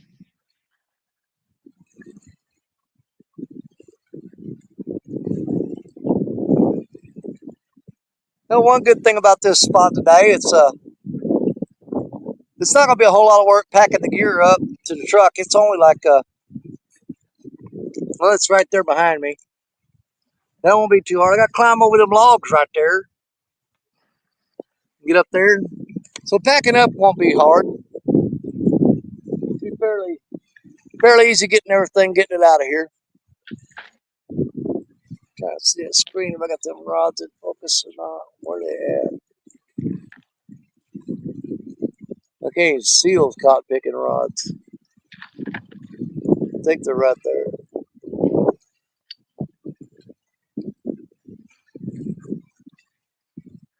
Yeah, somewhere in there.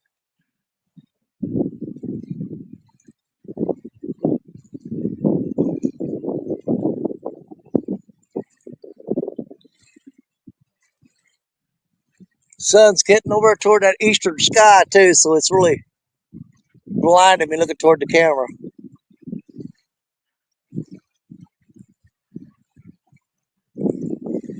Went on a monster hunt today and didn't get no monster, but we caught a couple of little channel cats.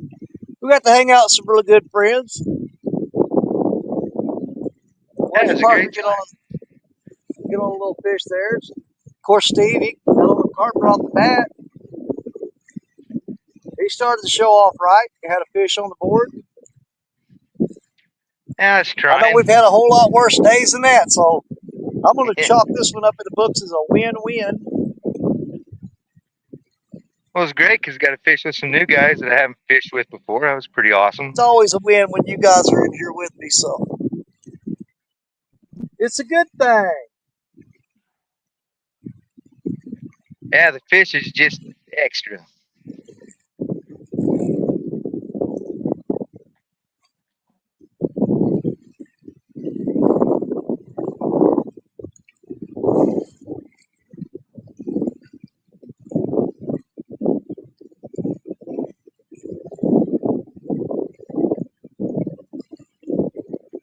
You guys heading out? Looks like. Can I get a bite? One little bite. Can I get a fish on the hook? Be nice to catch one more. Yes, sir. That river's come up about 3 inches since we got here.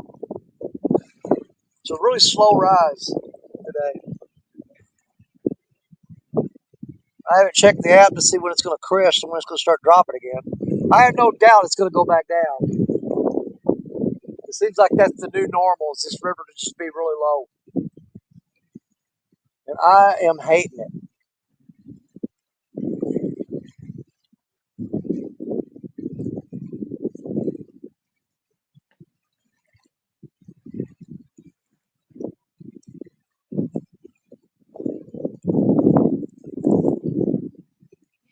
Here, fishy, fishy, fishy. Oh, Michael said, another good stream, Danny, even though they were small. Absolutely, buddy. Hey, the main thing is that we all get to hang out together. I love my Sunday afternoons. You know, I've pretty much settled into doing Sunday shows. To me, it's a great way to end the week. I get to go live on YouTube and hang out with everybody, and every now and then we get blessed with catching a few fish or a nice fish. But the main thing is I get to spend Sunday hanging out on the river and chatting with you guys and gals. It's my favorite way to end the week. Yeah, I definitely look forward to fishing stand days and hanging out I on used to do Sundays. It's always a good time. over the last few years. I done a show on Saturday night. Every Saturday night, I was out here on the river. I had the lights set up, and I would fish all night long Saturday night. Kind of gotten away from that and just started doing Sundays because I don't know. It just seems like a good way to end the week out. I agree.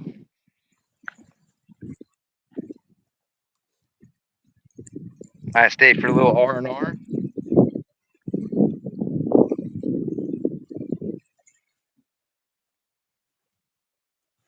But with that being said, I still wish I'd catch another one. All right.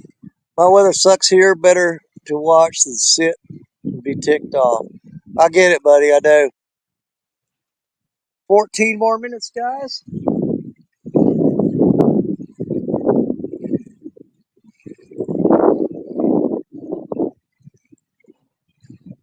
Never give up hope. No, but you know, as soon as we turn off the cameras, I'm going to catch another one. I've caught a lot of really nice fish in the last few minutes of the live stream. I've had it happen several times. We don't give up until the rods are in the back of the truck. Once they're reeled up and out of the water, you can pretty much given up any chances of catching a fish. But as long as they're out there with bait on them, we don't give up hope. There's always hope.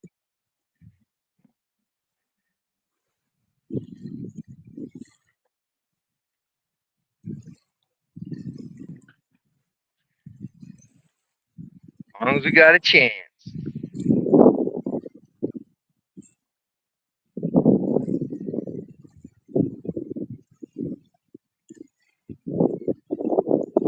Well, I'll tell you what, after them hearing aids go dead, and they're just in your ear for no reason, it's really irritating. It's like somebody giving you a wet willy for no reason. You're sitting there, why have I still got this thing in my ear?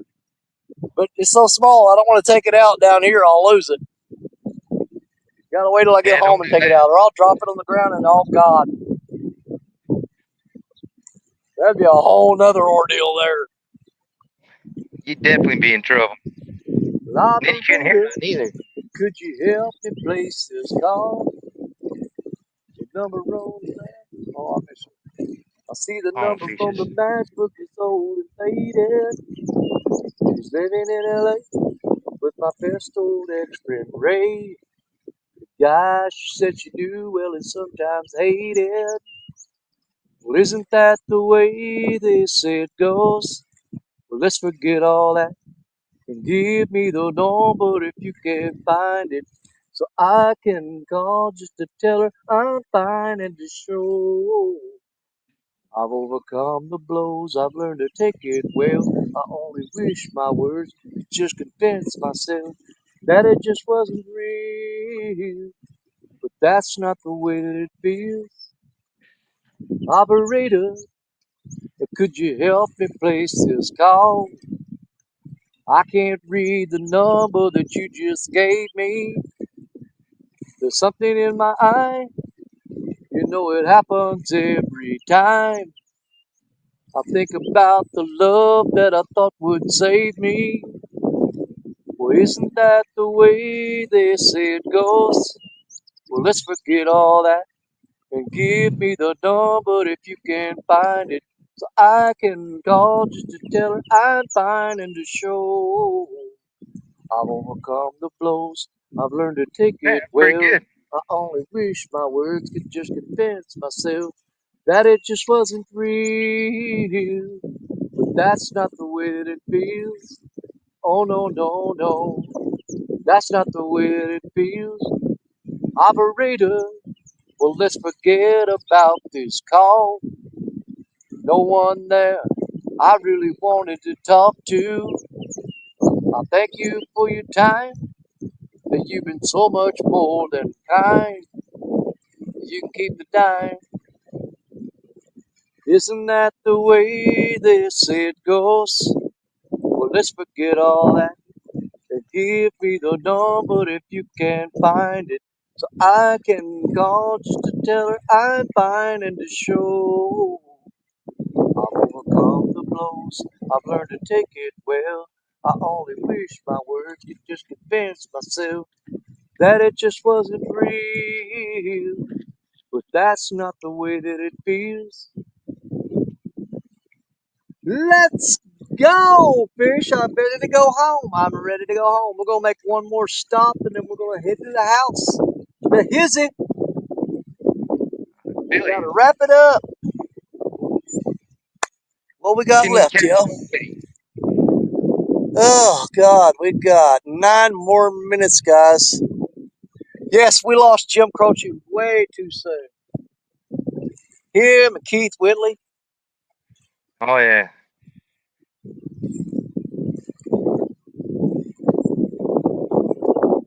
They share the same last name and the same color eyes. They fall like tigers over one old red bike. Well, I'm batting first and you can't use my glove. It wouldn't take long till push come to shove. But we looked out for each other with brotherly love. There's a bond that brothers know, and it gets stronger as they grow.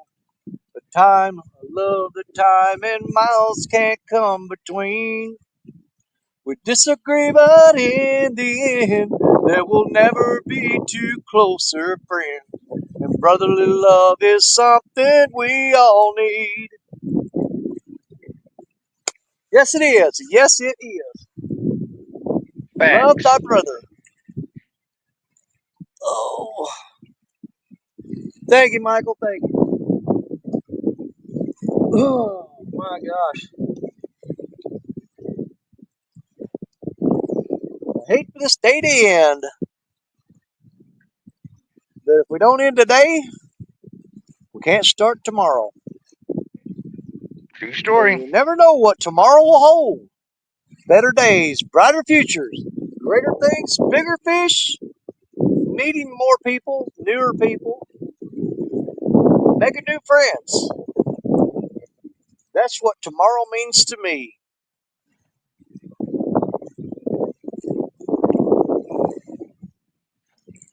always like to think that tomorrow's always, no matter how great of a day you've had or how bad of a day you've had, you always keep it in the frame of mind that tomorrow's going to be a better day.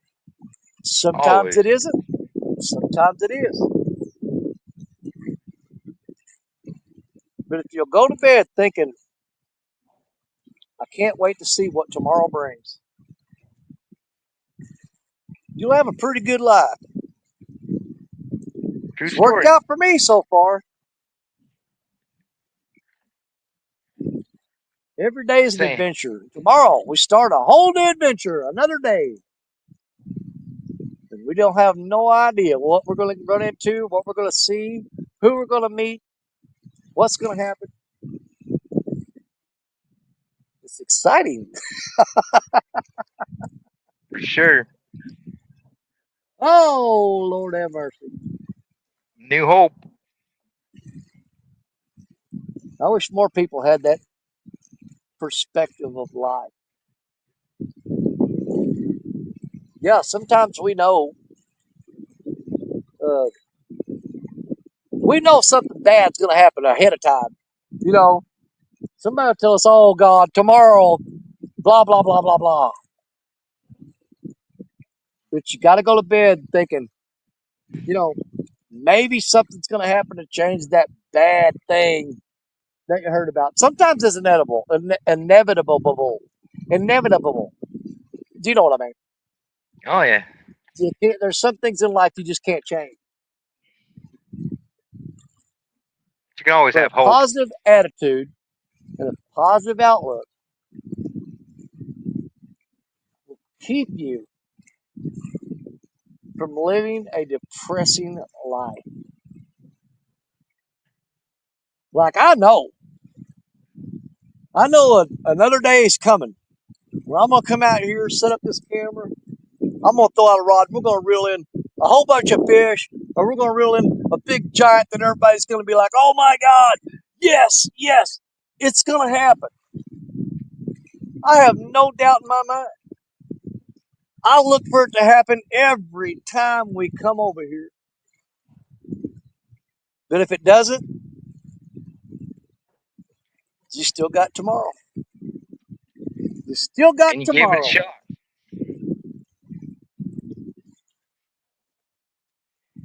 That's why they call it fishing, not catching. And I've had Debbie Downers, man. They would come up and say, "You don't know you got tomorrow. Tomorrow's never promised."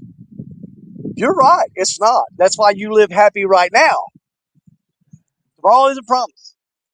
But until you know tomorrow ain't promised, there's nothing wrong with having a bright outlook on it, high expectations, and just look forward to the sun coming up in the morning and you starting a new day. Exactly. Nothing wrong with that. Not at all. That's why I'm always in a good mood. I spent a big portion of my life just being miserable, and I can promise you, I didn't enjoy it at all. It's There no was fun no being joy in miserable. Mudville. There's two butterflies flying together. They must be boyfriend and girlfriend. Oh, they just fell in the water. Well, they were happy till the end. Now they're bait. Oh, I bet he regrets following her out there.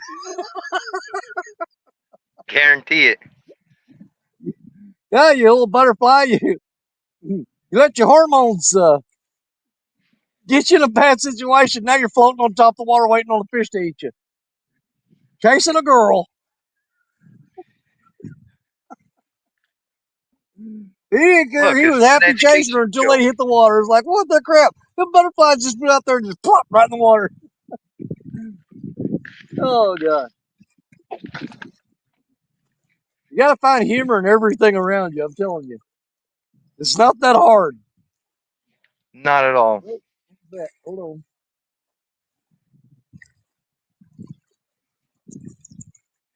All right. What do we got left for time here? Oh, Lord, we got 2 minutes left, y'all. 2 minutes left. Man, Kansas City Chiefs are that makes Stan 9-0. happy. It just beat Denver Donkeys 16-14. Wow. Shirley T, thanks.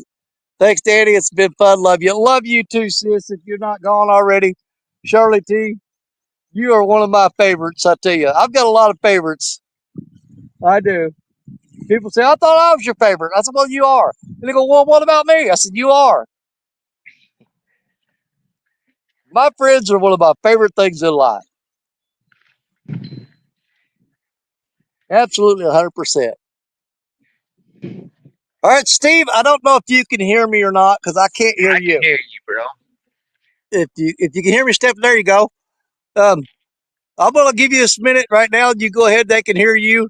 Uh, tell everybody bye and good riddance and all that. When you're done, just wave goodbye to the camera and I'll know you're finished. And I'll go solo screen and I'll get us out of here. So go ahead and say All what you right, got to say sounds starting good. right now. Hey, thanks for letting me come up and hang out with you. And it's as always, man. Tight lines. Hope to see you guys again. You guys have a All great right, day. buddy. Thank you. Appreciate that. All right. We'll see you again soon, Steve. Thanks for coming up, buddy. Love it. Thank you, buddy. I All right, there appreciate you it. have it, folks. We wound up getting a couple little channel cast today. Steve started off the live stream with a nice carp, so we appreciate Steve for that. Uh, had a great time hanging out with Ethan Levi and Jerry Parker and Steve. Appreciate them coming up and sharing the day with us. And I thank each and every one of you for sharing your day with us and taking your time to watch whatever it is we're doing. Having fun. Again, I love y'all to death. I really do. Let's finish it out the Danny Stone way. You guys ready? Okay, here we go. You're my brothers, you're my sisters, you're my catfish family. God bless each and every one of you, because you know that Danny Stone loves you. And we'll see you again real soon. Thank you guys for hanging out with me. I truly do love you. And we'll see you again next week. Bye, everybody.